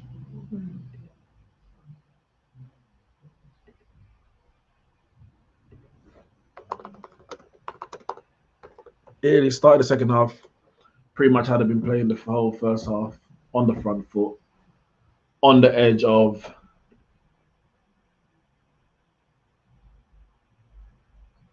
Belgium's box, and Belgium looking. I mean, I said Belgium need to come out, but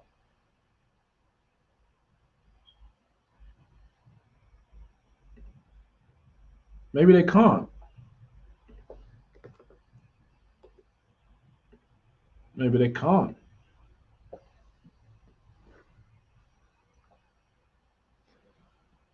They ain't got the midfield to get on the ball and dominate possession. Especially with De Bruyne playing where he is. He's playing obviously in the forward line. Tielemans and Witsel can't handle the likes of Barella, Jorginho, and Verratti.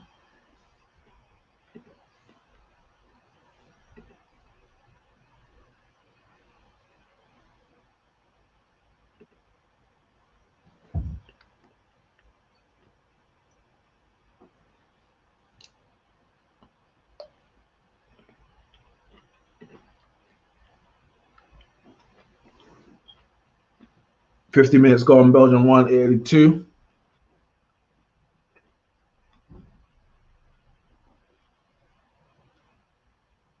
Ball into Lukaku, flick around the corner, but that was terrible. What was De Bruyne trying? Ball around the corner, Jorginho's run onto it, and my man just nudged him into the back, into the ball, and wants a corner for it. What the hell was he expecting? Of course it's a free kick. Of course it's a free kick.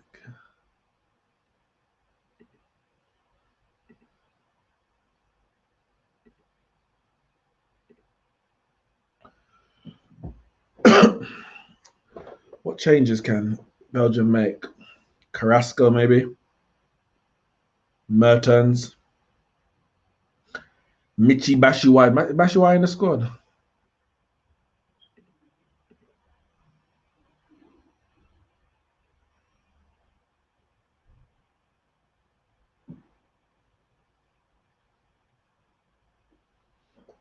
Italy come forward. Edge of the bar, it's a bit short, but it's crossed. Oh, he just missed it. He's Immobile. That wasn't Immobile. Oh, it was Immobile. He just missed it. Missed it completely.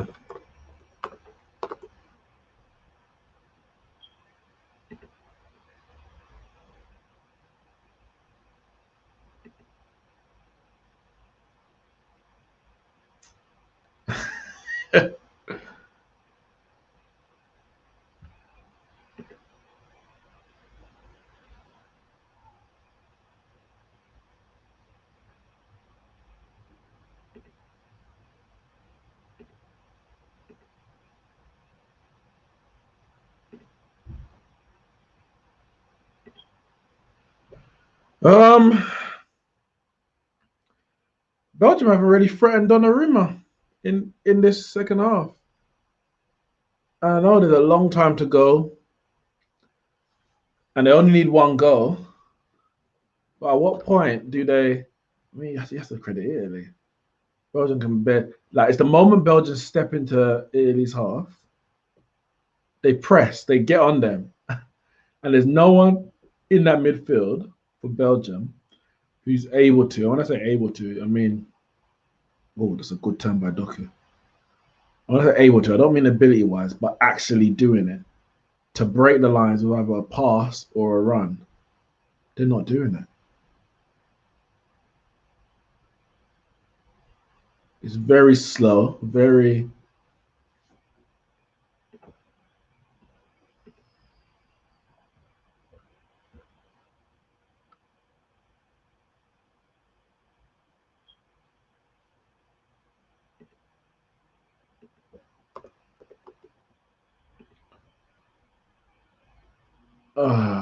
Nothing there, nothing.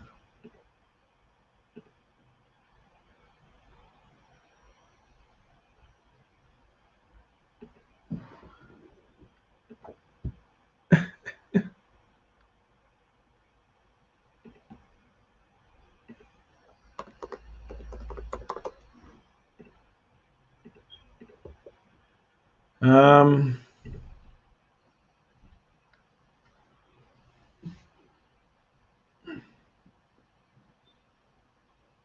there's just a big gap between the midfield and Lukaku's barely in the game. He's barely in the game, and if you're going to be honest, he's the only means of scoring. To be honest, um, in terms of the actual goal, they need to get closer to him. They need to get closer to him. Make sure you're hitting the like button. Ball out wide, crossed, or too long for Lukaku. Woo! I thought I was about to drop onto his head. I thought I was about to drop onto his head. Good play out there. I think that was Meunier.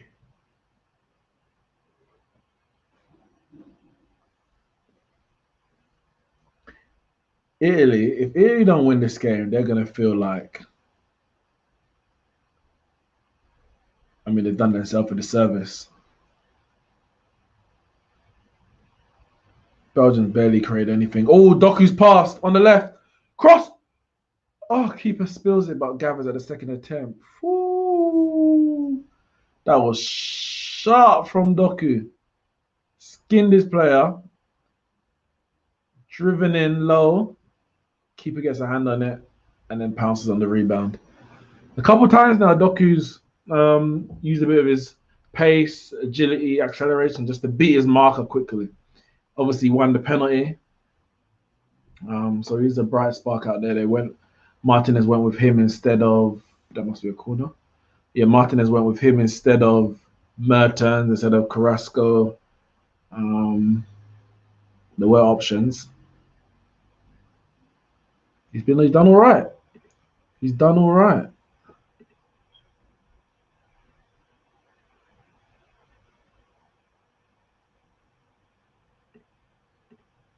I was thinking about that Saliba thing. Saliba's gone or going on loan. They're definitely going to buy Ben White, right? They're definitely at least going to buy a centre back.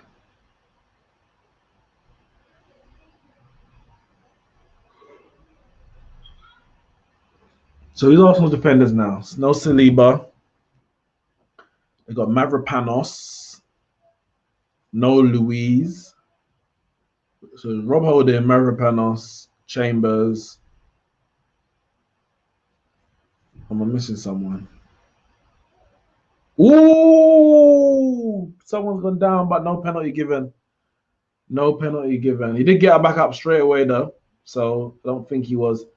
He may have been asking for it, but he weren't really looking for it. He won the ball there. That's a throw in. He won the ball, Doku. Get up. Let's see. That is more of a penalty than. Oh, maybe he didn't win the ball. I don't even know now. But that is more of a penalty than the one that Belgium got. But for me, neither of them are penalties. But De Bruyne, lucky boy. I mean, I've seen referees give penalties for less. In this very game, I have seen referees give penalties for less.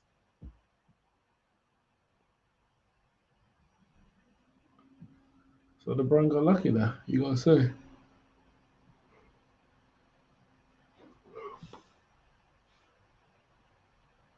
I want to see that again. I don't think it's. I think it's very, very soft, all over the top. But I think he's offside. I think he's offside anyway. Yeah. Yeah. I don't think it's a penalty, but I think there was contact in the same game. How can you not give that, but give the one on Doku, where that's more like a little body to body? But to be fair to Jorginho, he got up. He did kind of go, and then got up straight away. Maybe he was anticipating it. Maybe there was actually no contact, and he was anticipating the contact. Golly knows. Italy dominating the ball again last 5 minutes or so. A little spell that Belgium had, but again, didn't really create much. I was checking how old Doku was, wasn't I? How old is Doku? 19, yeah. Anderlecht. Is it Anderlecht? Oh no, Rennes. Or what do they say? Ron? I don't know how they say it.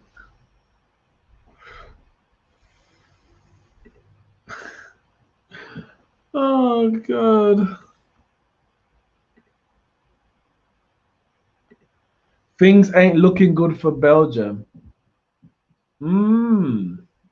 Looking good for Italy though, Sammy. Looking good. Belgium, they're lucky to be in the quarterfinals. This should be Portugal. I'm mad. This should be Portugal.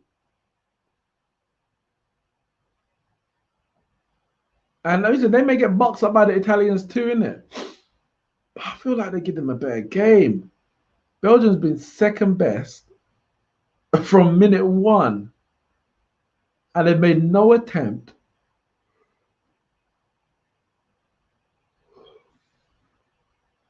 They've made no attempt to be the aggressor in this game. They've decided to sit on the counter-attack. And that's their only means. As I say that, Doku comes forward. Oh, in behind De Bruyne. Oh, Lukaku's missed the sitter. Lukaku has missed an open goal. Oh, my goodness.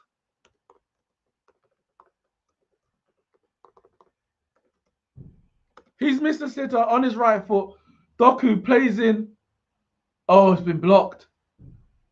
Oh, it's been blocked.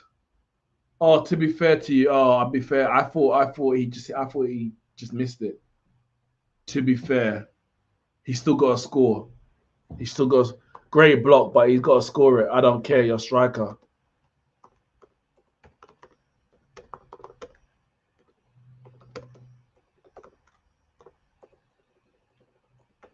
Great block, but Lukaku got to bury that.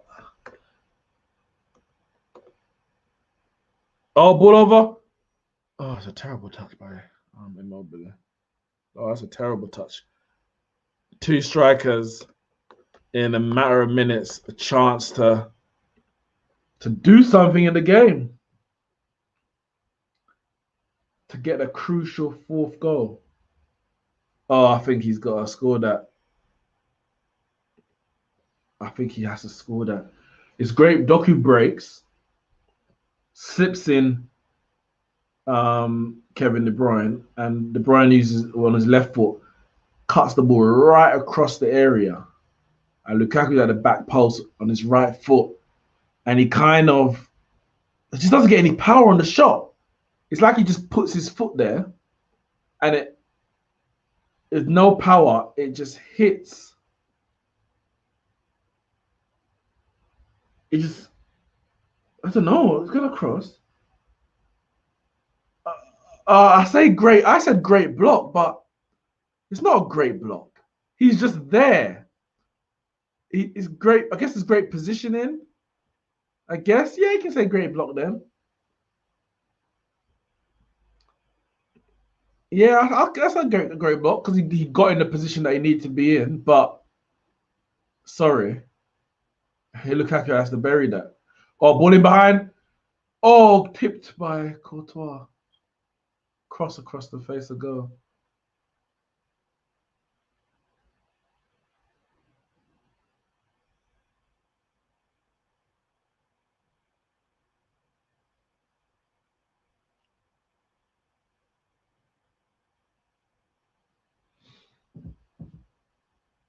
Oh, I tell you what.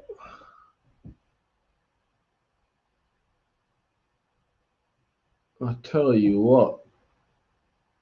Belgium could be right back in this. They've been okay in the second half, but nothing more than okay. Nothing more than okay.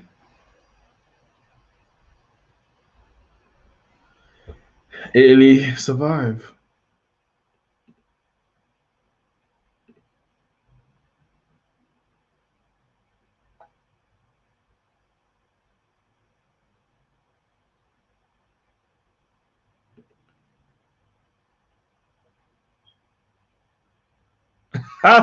So, I saw a tweet from Forward. Actually, let me I'm gonna screenshot it because he quoted his own tweet. Oh, Sammy, you're right. He said Twitter's gonna kill Lukaku. He quoted his own tweet. I'm screaming. I'm screaming. Let me find it.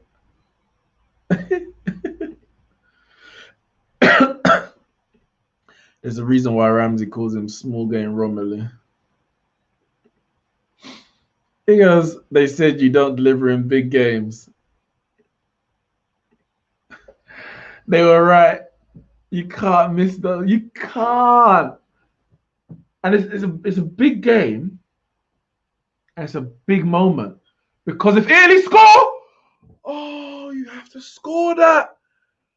Oh, Spinazzola has to score. You have to bury that. You have to bury that. As I said, if Italy score, then Lukaku is in the mud. Because you had the chance to get your team back in it. And you fluffed your lines.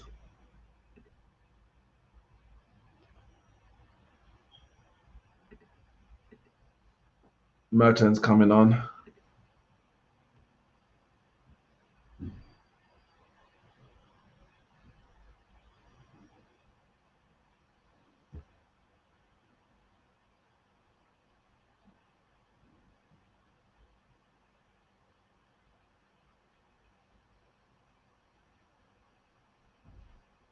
Big 25 minutes coming up. Good defending there by Vermaelen, but he's lost it. Trying to break forward.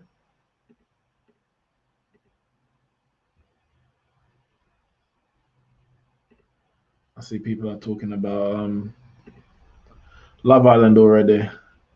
Is it that time? It's that time again.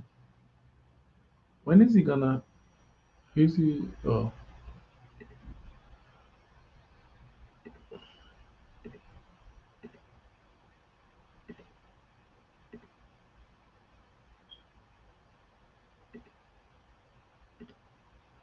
Yeah, he's got to score that. He has got to score that.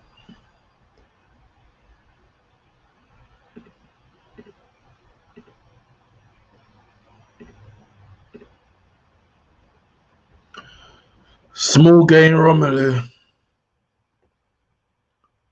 Till he proves wrong. The man's record. Chart. Oh God, what has he done? What has he done? Who was that? Insigne. De Bruyne's breaking, but he's overrun it.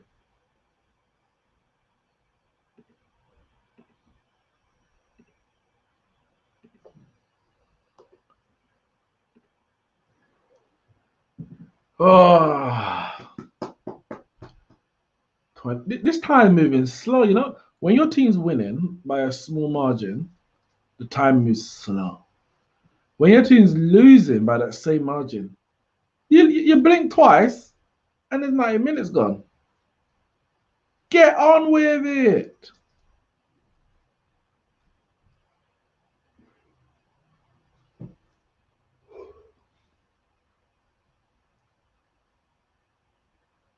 I mean, you gotta say well done, Italy, man. I'm saying it so far. What's Immobile gonna do out there? Do something. I captained him in fantasy football, well knowing that shot by that's parried by Courtois. I think you gotta just catch that Courtois. Oh, referee.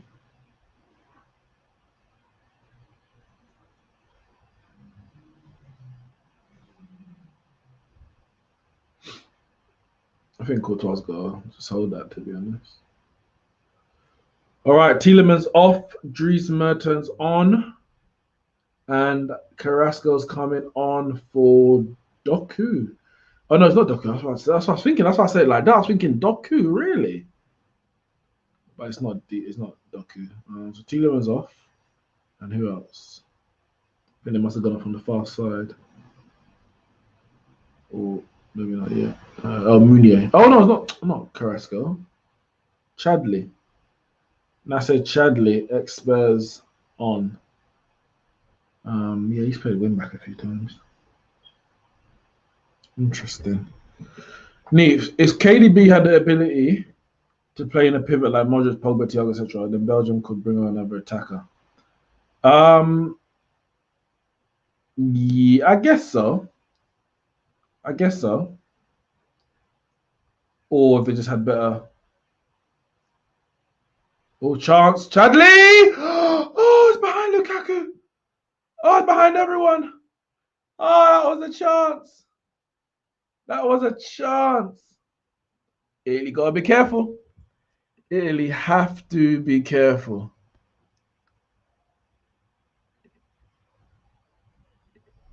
Oh, Belgium are in this. Belgium are in the game. Belgium are in the game. When you don't, you gave them a gateway back in with that penalty, and they haven't left it since. Chadley takes a shot or cross it. Oh no! I mean, it's gone right in front of Lukaku. I said behind him, but he's actually missed the ball. He's actually missed the ball.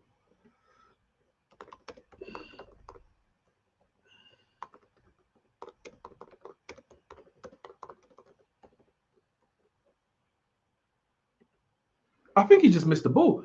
It's a shotgun cross from Chadley.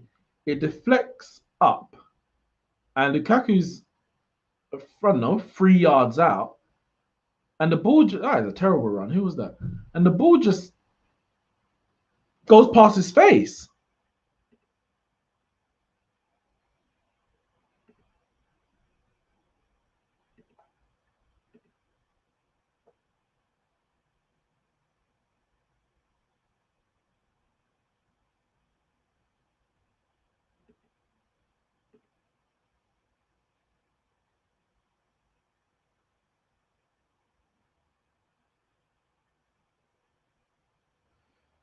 Oh.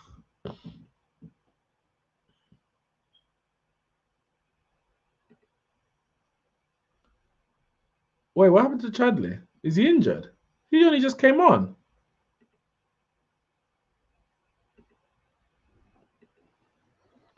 Yeah, but yeah, you said they did it. You just gotta. I mean, you got to take the chance anyway. Even if you think he can't play in the pivot, because I think he can play if he can play in a 3 as an 8. The pivot's a bit different. But at this stage of the game, you're 18 minutes from going home. If you had 6 strikers on the field, it's not too many. Yeah, just go for it. So if you say, all right, Witsel, you're just going to sit and hold, and De Bruyne go forward, so be it. Because at this stage of the game, you're not looking to control it. You're looking to get the ball forward quickly. So what happened to Chadley? Lukaku just missed the ball.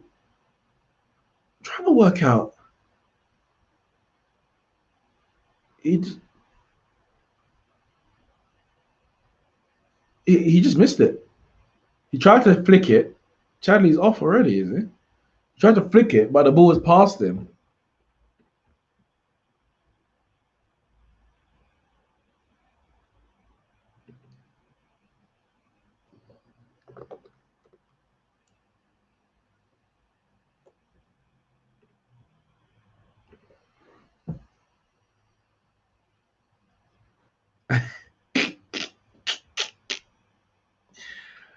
I put a tweet. I said, did Romelu just miss the ball?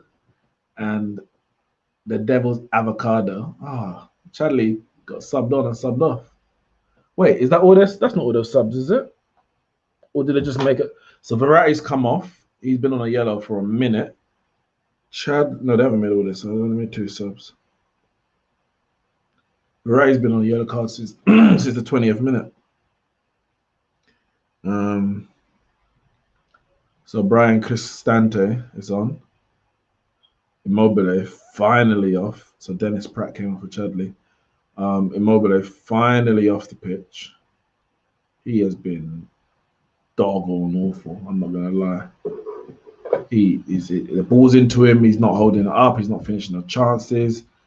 He ain't running the channels. He ain't done anything. But yeah, I said, did Romelu just miss that? And Rachel responded, yes, and it's Man United's fault. It's funny because anytime Lukaku scores, it's like ball down the channel for Chiesa. Stands up. Out of route, sorry. Yeah, anytime Lukaku scores, it's like, oh, how did Man United let him go? Blah, blah, blah, blah, blah, blah, blah. And then he comes to these big games, and I mean, let me not eat my words because he might turn up, but so far, 75 minutes, I know he scored a penalty. And again, Belgium ain't played on the front foot, but he hasn't turned up again in a big game. And I say again because his record, he turns around the corner, Lukaku, blocked. His record in big games, especially in the Premier League, is poor. Champions League is poor. I don't know what his record is in the Europa League is, but in the final it was poor. And he's been bossed today. He's been bossed, not boss.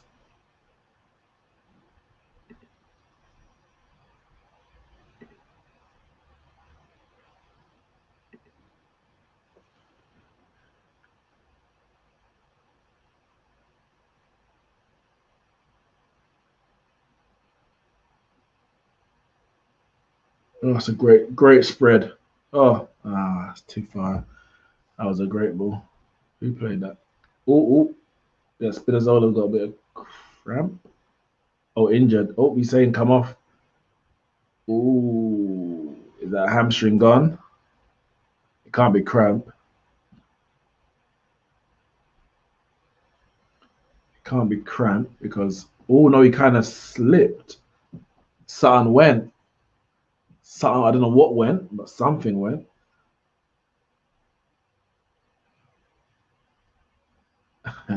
Italians wasting time.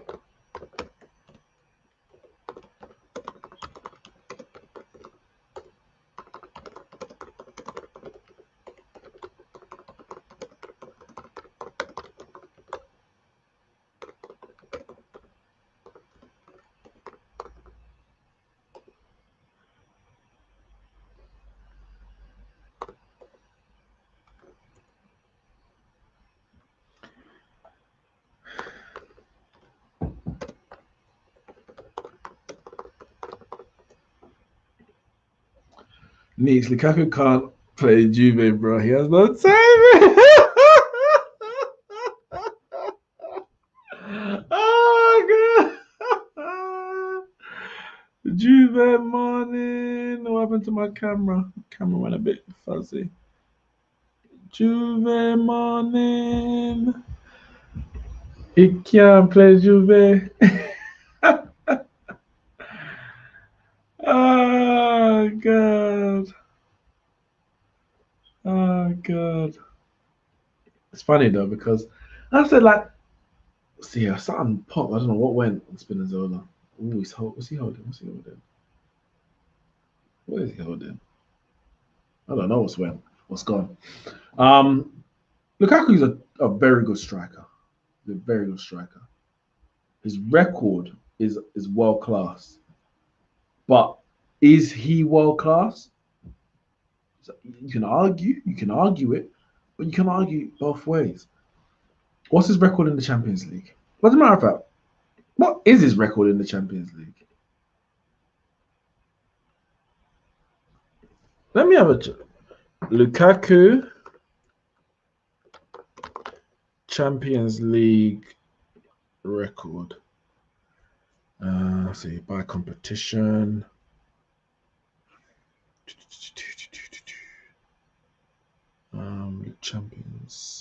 National League, Champions League.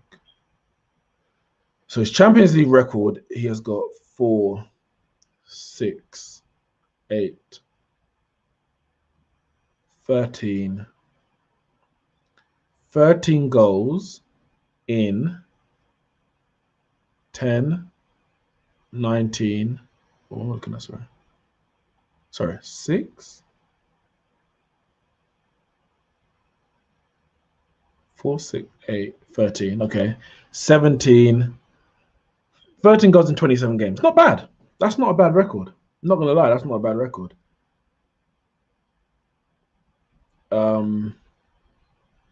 Didn't get out of group stages 2 years in a row with Inter Milan.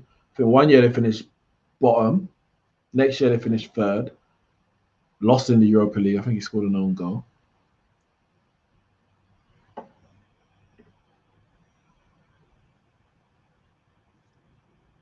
What's his record in finals? I mean, he hasn't won a cup, has he? When I say a cup, like a domestic cup, not in a top 5 league anyway. Lukaku, Wiki. I know obviously won the league with Inter.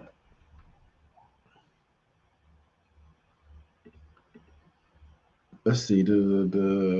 No, he hasn't actually won like a cup competition. So what's his record in finals? I don't know. How many finals has he reached? He reached the final in 2018. No. Yeah, 2018? 2018 against Chelsea. I don't know all his finals. He reached Europa League final. Did he score in that final, actually? I know that he scored an own goal. I know that. Did he actually score in that final? Let's see.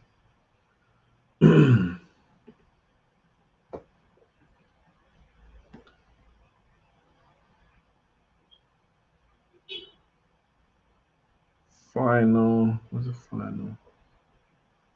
3-2. Oh, he scored a penalty and then scored an own goal. Like, the reality is he's not.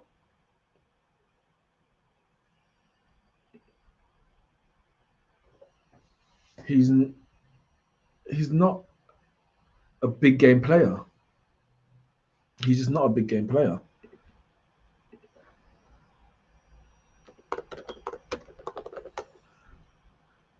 I don't know what more to say.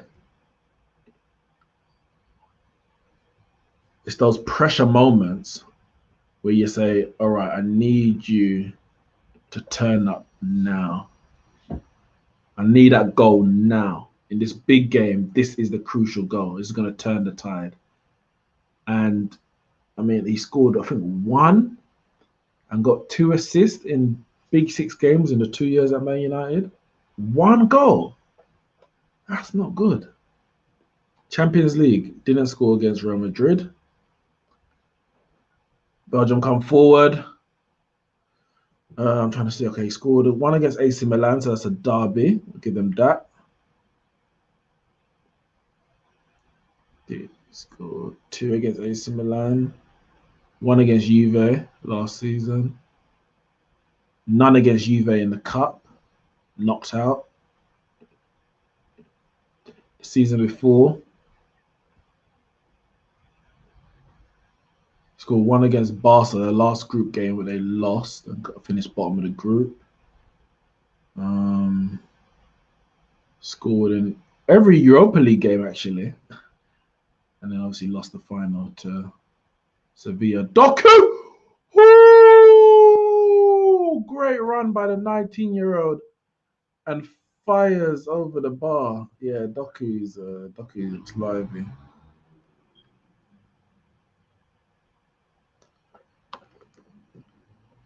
Doku looks lively.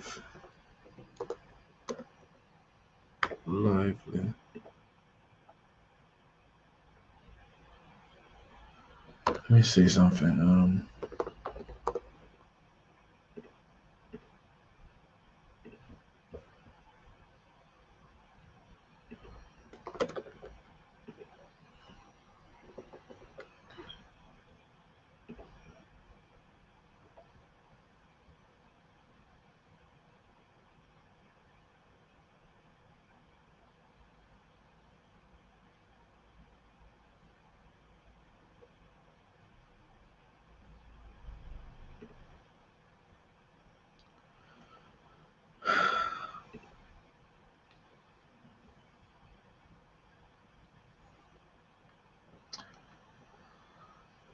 Yeah, you want to hang your hat on Lukaku? Let's see.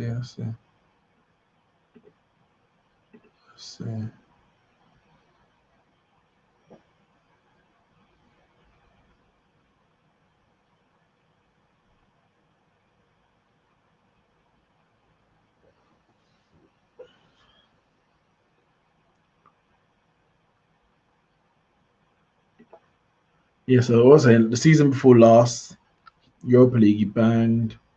In the league, he scored 1 against AC Milan again, 2 against AC Milan. He scored against Juve last year. None against Juve. None against Napoli in the semi-finals of the cup. It just is what it is. It just is what it is. He's not a big game player. He's a good player. He's a very good player. And you could even say he's a great goal scorer, but he's not a great player because great players turn up in big moments. It just is what it is. Oh, great turn by Doku. Oh, good defending. I can't change the parameters because it's a player that you like. I just can't do it. I can't do it. Okay, your argument, you said for me, only Kane, Lewandowski, Benzema, and Haaland are better than Lukaku, so I think he's world class. See, I would agree with you that only those 4 are better than him as strikers. I agree with you. But for me, that doesn't make you world class. It might make you top 5 in the world right now. I'll give you that. It makes you top 5 in the world. But it doesn't make you world class because world class for me is a standard, as Ramsey just jumps in, is a standard that's been set years ago. So I don't say, all right, if you're top, because let's say centre backs. Right now, we're in a dearth of centre backs. Who are the best defenders in the world? If you're top 5 centre back in the world now, or top 10, that don't make you world class. It just means you're top 5 in the world right now. I'm judging it on all the players that I've seen, and against the best defenders or the best midfielders or the best strikers in the world. And Lukaku is a world-class goal scorer without a shadow of a doubt. But great players turn up in big moments, and he time and time again. And again, he might prove me wrong in the next 3 minutes and bang a goal, and they go to extra time. But time and time again, he just does not turn up in the big game, and he's missed 2 sitters today. I know Ramsey disagrees with me. Big game, Romelu. I haven't even seen anything. I've literally just got in now. Oh, So I've not seen anything at all. he was great against Brazil. No, he was great against Brazil. Actually, to be fair, I think they put him out wide, didn't they? On his chest. Yeah, they put him out wide right, and they had Hazard on the left, and De Bruyne was playing as false nine, and they cut Brazil apart. He was, and he's had great games against. I mean, he's had very good games in big games at times, but you're a striker. You're a striker. Your job is to score goals, and he's never won a cup competition, which means that he ain't turning up in finals. I think he's only got, from what I know, he's only got one finals goal, which is in the Europa League from a penalty spot, and he scored an own goal. Crossed by De Bruyne. That's a free kick. That's a free kick. Dangerous position. I mean, they're probably not going to score from there, but you never know. We need Belgium to score now. Thank you. Oh yeah, I forgot you got Belgium in your prediction, isn't it? I was rooting for Italy. I was. Wait, is that even a foul? Let me see that. It looked like a bit of a dive there. Yeah, I kind of just wanted Italy to win. Wasn't even thinking about how I can get one over on you and Kyle. So that'll be your winners and your dark horses out. Who's Kyle's dark horses? Oh, same as well. Winners and dark horses. As And the top goal, all of our top goal scorer out. Who did? what's the Lukaku one now? 4. Ronaldo's on 5. Schick's on 4. Everyone else. Sterling's on 3. So Sterling got a hat trick in him. Right. De Bruyne trying to give the eyes to Lukaku. Look ahead movement. There's no way that was 10 yards. Oh yeah, that wasn't 100%. That was. No You got to way take that that was again, 10 Ref. yards. Yeah, you got to take it again. Yeah, you got to. Literally right next to the ball. When he hit it. The ball barely left his foot. The ball barely left his foot. That's ridiculous. Where's the spray? The spray's supposed to be doing that job, no?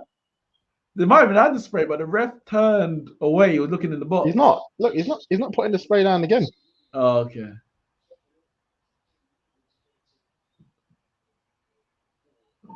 Because late substitution.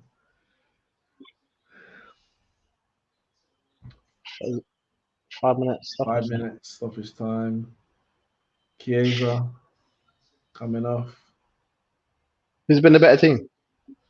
Yeah, Italy's deserved it. So far, I mean, Belgium. First half, Belgium were poor. They had 2 chances on the break, and that was it. Lucky to get that penalty. Second half, I think it was more even, I guess, or Belgium came into it more. And yeah, they've had 2 chances to actually equalize. To be fair, I think the second half's been even, but crossed by De Bruyne. Donnarumma comes out, spills it. Oh, free kick's been given. I don't think that's a free kick anyway. I don't see everything that's happened, but keeper came out for it, and you just gotta be stronger. Let me see what's happened there. He's come out. I feel like he's gone into his own player. Let's see. It's not a free kick. It's not a free kick. No, it's not a free kick. They're both chatting. Nah, it's not a free kick. But really, the keepers always get that. Yeah, Donnarumma is chilling. Yeah. Well, Andy Murray's at Wimbledon, yeah? Yeah, straight sets. Yeah, I think so. Andy Murray and Dan Evans both out. Yep. 6-4, 6-2, 6-2. I thought it was 3-1 down in the first. I was like, yeah, he's lost this game. He ain't got it. Andy Murray ain't got it no more. He ain't got it. He's going for a gold medal in Tokyo, isn't it? Yeah, he ain't winning that either. And Djokovic in that. Yeah. He ain't winning that. Listen, Andy Murray's finished. You got your 3 Grand Slams. You gotta hold that and just 2 Wimbledon. As I said, not many people got 2 Wimbledon titles, you know. Mm-hmm. That's not a free kick. I don't know. They're both jumping for it.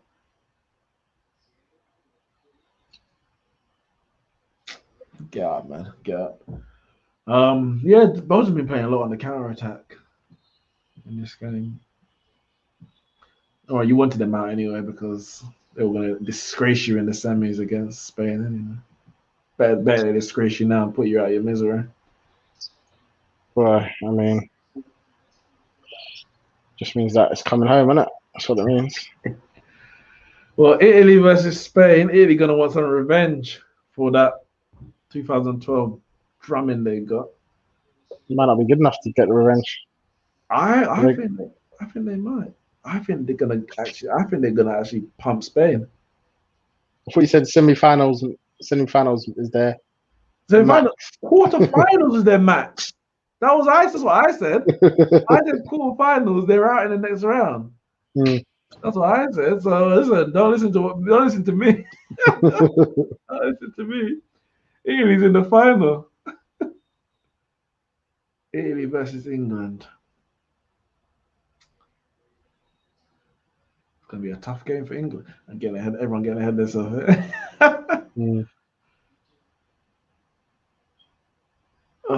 Minute and a half or less, minute and 10 seconds to go. Sammy says Neeks around 2015. I would say Pepe, Ramos, Varane, Hummels, Boateng, Silva, Chiellini, Golden, PK, Company were all world class. Terrible. You got 2 minutes to go and you do that. What the heck is that? Who played that? De Bruyne. Yeah. Did De Bruyne start? Yeah. Oh yeah. He's been all right. He's been the one generally leading the breaks. He's been all right. It was his cross that Lukaku should have tapped in at the back post. Yeah, he's been all right. But he's been playing further forward, like in the front three. So he hasn't he gets the ball when he gets the ball, as opposed to controlling it or anything like that. Good time wasting there by. It's funny when players need to get up, they can get up quickly. Vertonghen was about to roll around, it's like, God. Who's this brother? He looks big, bro. Big kick from Courtois. Yeah, this game is up. Blow up, ref. Congratulations to Italy. Let's just say it now. Just boy. Hazard chilling. There. You got to pump that ball forward. Yeah, Italy just been too strong, man. Too strong. Solid team, innit? Yeah. Solid team. Like they've actually got the perfect balance. Like what they're actually lacking is, I mean, I would say a quality goal scorer. Immobile is good. But the thing is, they get goals from all over the place. Yeah, so but they can get away with it. Yeah, but they get goals with it because of the way they attack. It's like they're just attacking droves. They're getting numbers forward and then creating a chance to score a goal, as opposed to having a clinical finisher. Yeah, that's the thing.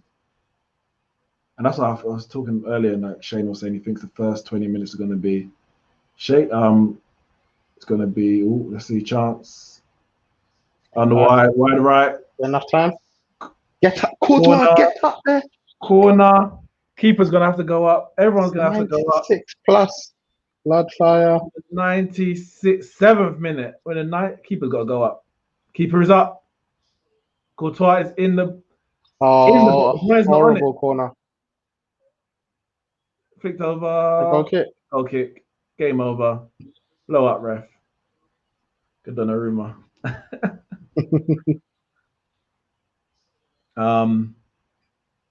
What was I saying? How can you put such a bad corner in? Take your time. You gotta get De Bruyne on it. Yeah. Yeah. I was saying to Shane, I was like, you just gotta. Italy been what they benefited from. Game over. Italy 2, Belgium 1. Italy are through to the semi-finals of the Euros. And they will play Spain in the semi-finals. That will be a great matchup, I think. Well done to Italy. Belgium, just not good enough on the day. Not good enough. They weren't great today. They weren't great in the in the last 16. They were okay in the group. I think carried by De Bruyne and Lukaku. Over the hill, over the hill. But yeah, I was saying that their trait is just to go forward, attack, direct, fast, aggressive. Mm. Yeah, they can keep the ball. They've got the midfielders for it, but they've actually got a perfect balance in terms of profile of player. Yeah. Strong defenders, quick attackers, technical midfielders. It's literally everything you need. Literally everything you need. I saw Spinazzola carried off. He's not going to be. We won't be playing. Yeah, it looked like he pulled up because he was actually running after. He headed the ball forward to run after it, and he actually pulled up. So it looks like it wasn't cramp or anything like that. What's Mancini saying to them? We go again. We do not let this slip. We go to Norwich, and we do not let this slip. They've got. I guess that's Emerson. Emerson locked in for 2 games. Yeah. I guess so. Chelsea's third choice left back. I guess so. Deserved.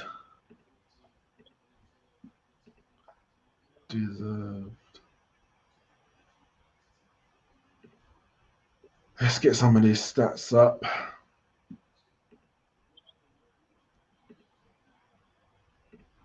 So, of course, it's finished 2-1 to Italy.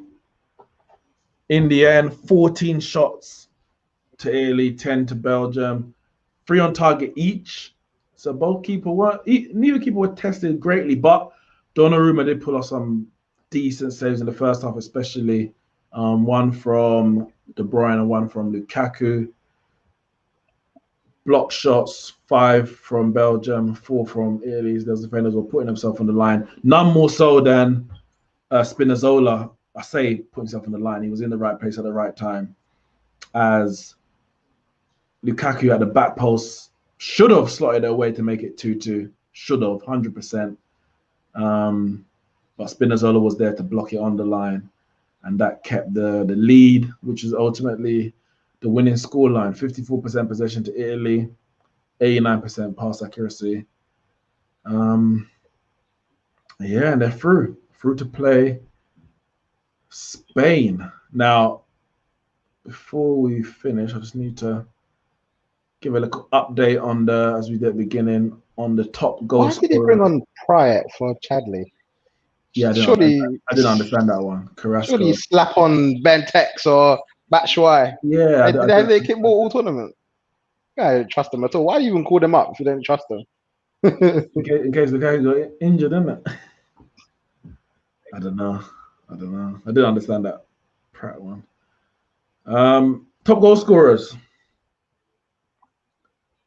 Ronaldo is still the favorite on 5. Lukaku 4 out. Forsberg 4 out. Benzema 4 out. Schick 4 in. So he has a chance. Playing Denmark tomorrow in the quarterfinal. Shaqiri 3 out. Sterling 3 in. He has a chance. Wijnaldum, Lewandowski, Severovic all out on 3. First and foremost, who do you think is going to get top goal scorer?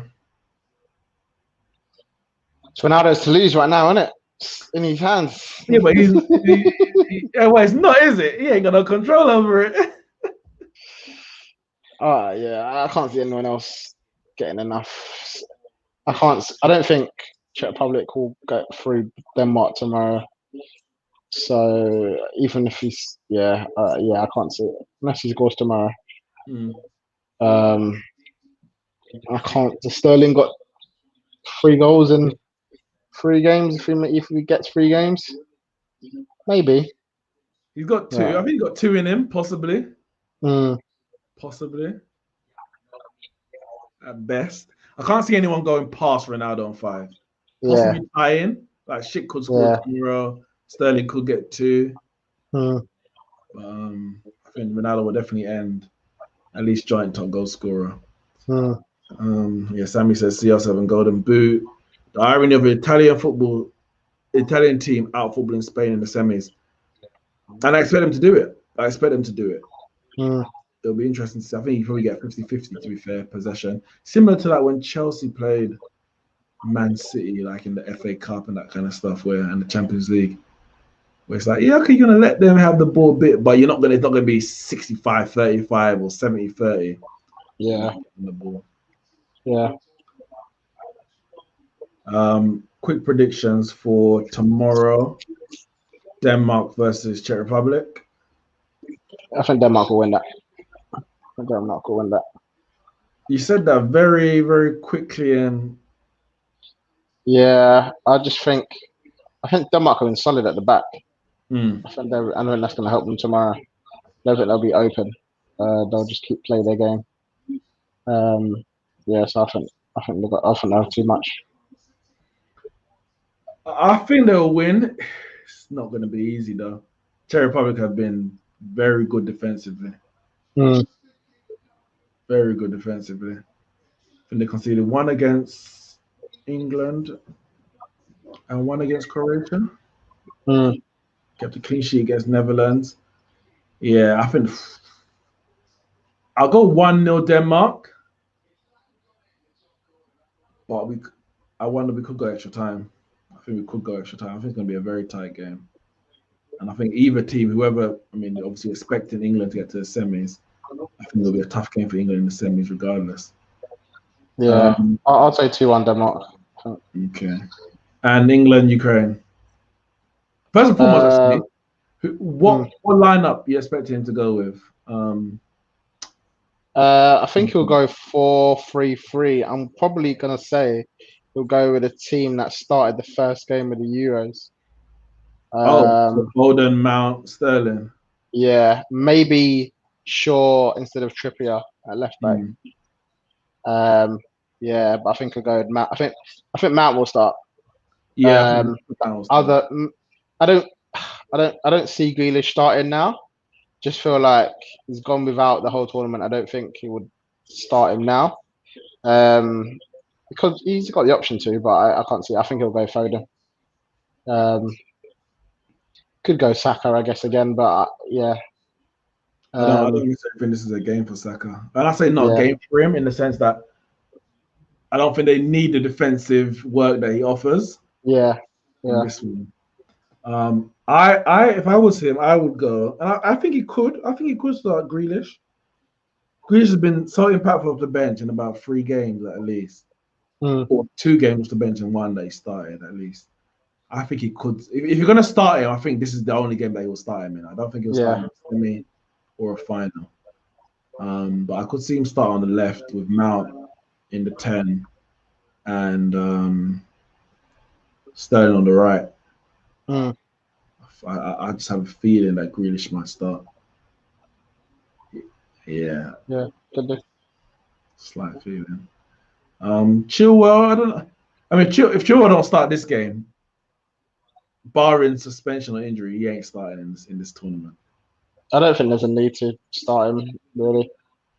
Just like a lot of games in a lot of days. They've had. When was the last game? Tuesday.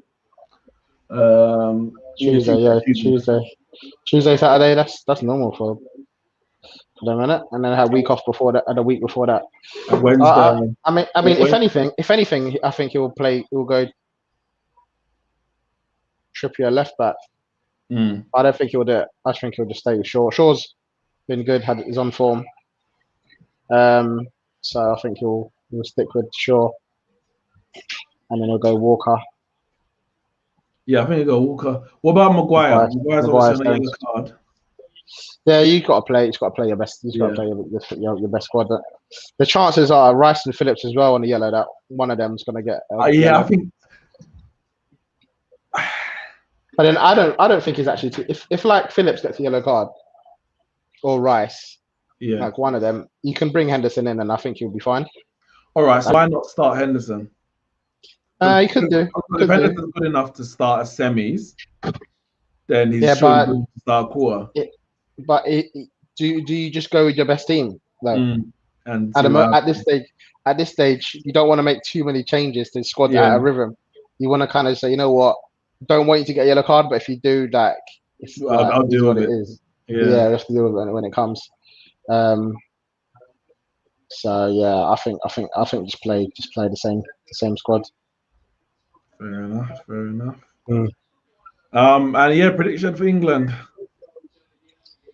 Yeah, I think they'll win 2-1. That's what I'm going for. 2-1. 2-1. I'm gonna concede their 2-1. first goal of the Oh, sorry, tournament. 2-0. 2-0. 2-0. Oh. 2-0. 2-0. 2-0. Oh yeah, I think they'll win 2-0. Haven't conceded yet, have they? No, they haven't. No. So yeah, No. 1-0, 0-0, 1-0, 2-0. Yeah. I'm going 2-0. 2-0. Mm. Yeah, I think for me that's if they lose to Ukraine, it's embarrassing.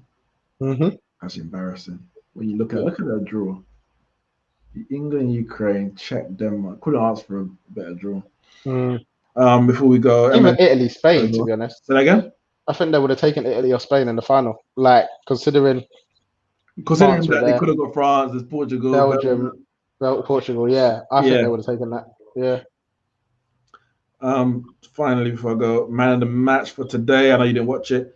I mean, Barella got what, goal and assist. He was very good. Verratti was pretty good as well. Jorginho was brilliant. It's hard for me. Insigne got a goal. Insigne was a threat for the whole game. I'm going to give it to Insigne. And the reason why, I can't even 100% say he was the best player on the pitch. It's hard for me. There was so many good players out there from back to front. But I said at the start of the game that I think they win this game down the channels because they've got 3 centre backs all in their face. I did a quick maths. 101 years old, ages combined, like they're old. Get down the channels, make them pull them out of position, and then you create space through the middle. And I think from the first minute they did that, and Lorenzo Insigne was very much part of that. Scored a wonderful goal. I said, was he the best player on the pitch? I don't know, but he was definitely one of the most effective. Yeah, Raf said Jorginho easy. I hear you, but I just think the game was won for me down the channels because Belgian midfield is poor. Like it's poor. Tielemans did nothing, and he's done nothing all tournament. Witzel's been good this tournament. De Bruyne's playing further forward. I wasn't at no point from the start of the game till the end. I wasn't worried about Belgian midfield. They broke a couple times after what's his name? Immobile lost the ball at the edge of the area through De Bruyne, but yeah, they weren't good. But yeah, as I said for me, yeah, Barella was brilliant. Verratti was brilliant. Jorginho was excellent as well in that middle. But I think the game was, for me, won out wide. And Belgium didn't have anything. I mean, yeah, Belgium didn't have anything. And defensively, it was solid as well. Like Lukaku didn't get. I know he had the chances. He had the 2 chances, but generally, he didn't get much of a sniff. Chiellini was bossing him. Doku was pretty good. Doku was very good, actually. 19 years old. He did very well. But yeah, Italy just dominated the game, to be honest. They were just the best team. And I expect them to go through to the final.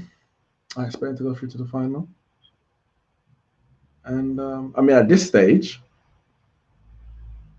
you got to say they're the favourites. At this stage, you got to say they're the favourites. I mean, they're in the semis. England aren't there yet. I think you got to say they're the favourites. I don't know what the bookies say, but that's what I would go anyway. But listen, guys, hit the like. So say again. It's a big game. It's a big game.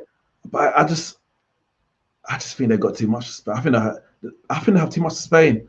Spain, they scored 5 goals in 2 games. I get it. They're not. I don't think they're a great side. Physically, I don't think they're a great side. But we shall see. But listen, guys, smash the like button, subscribe to the channel, and we will see you. Well, I'll see you back here tomorrow, 7:30, Ukraine versus England, watch along, and let's see what the Three Lions can do. Or, of course, Andrei Shevchenko and the boys from Ukraine.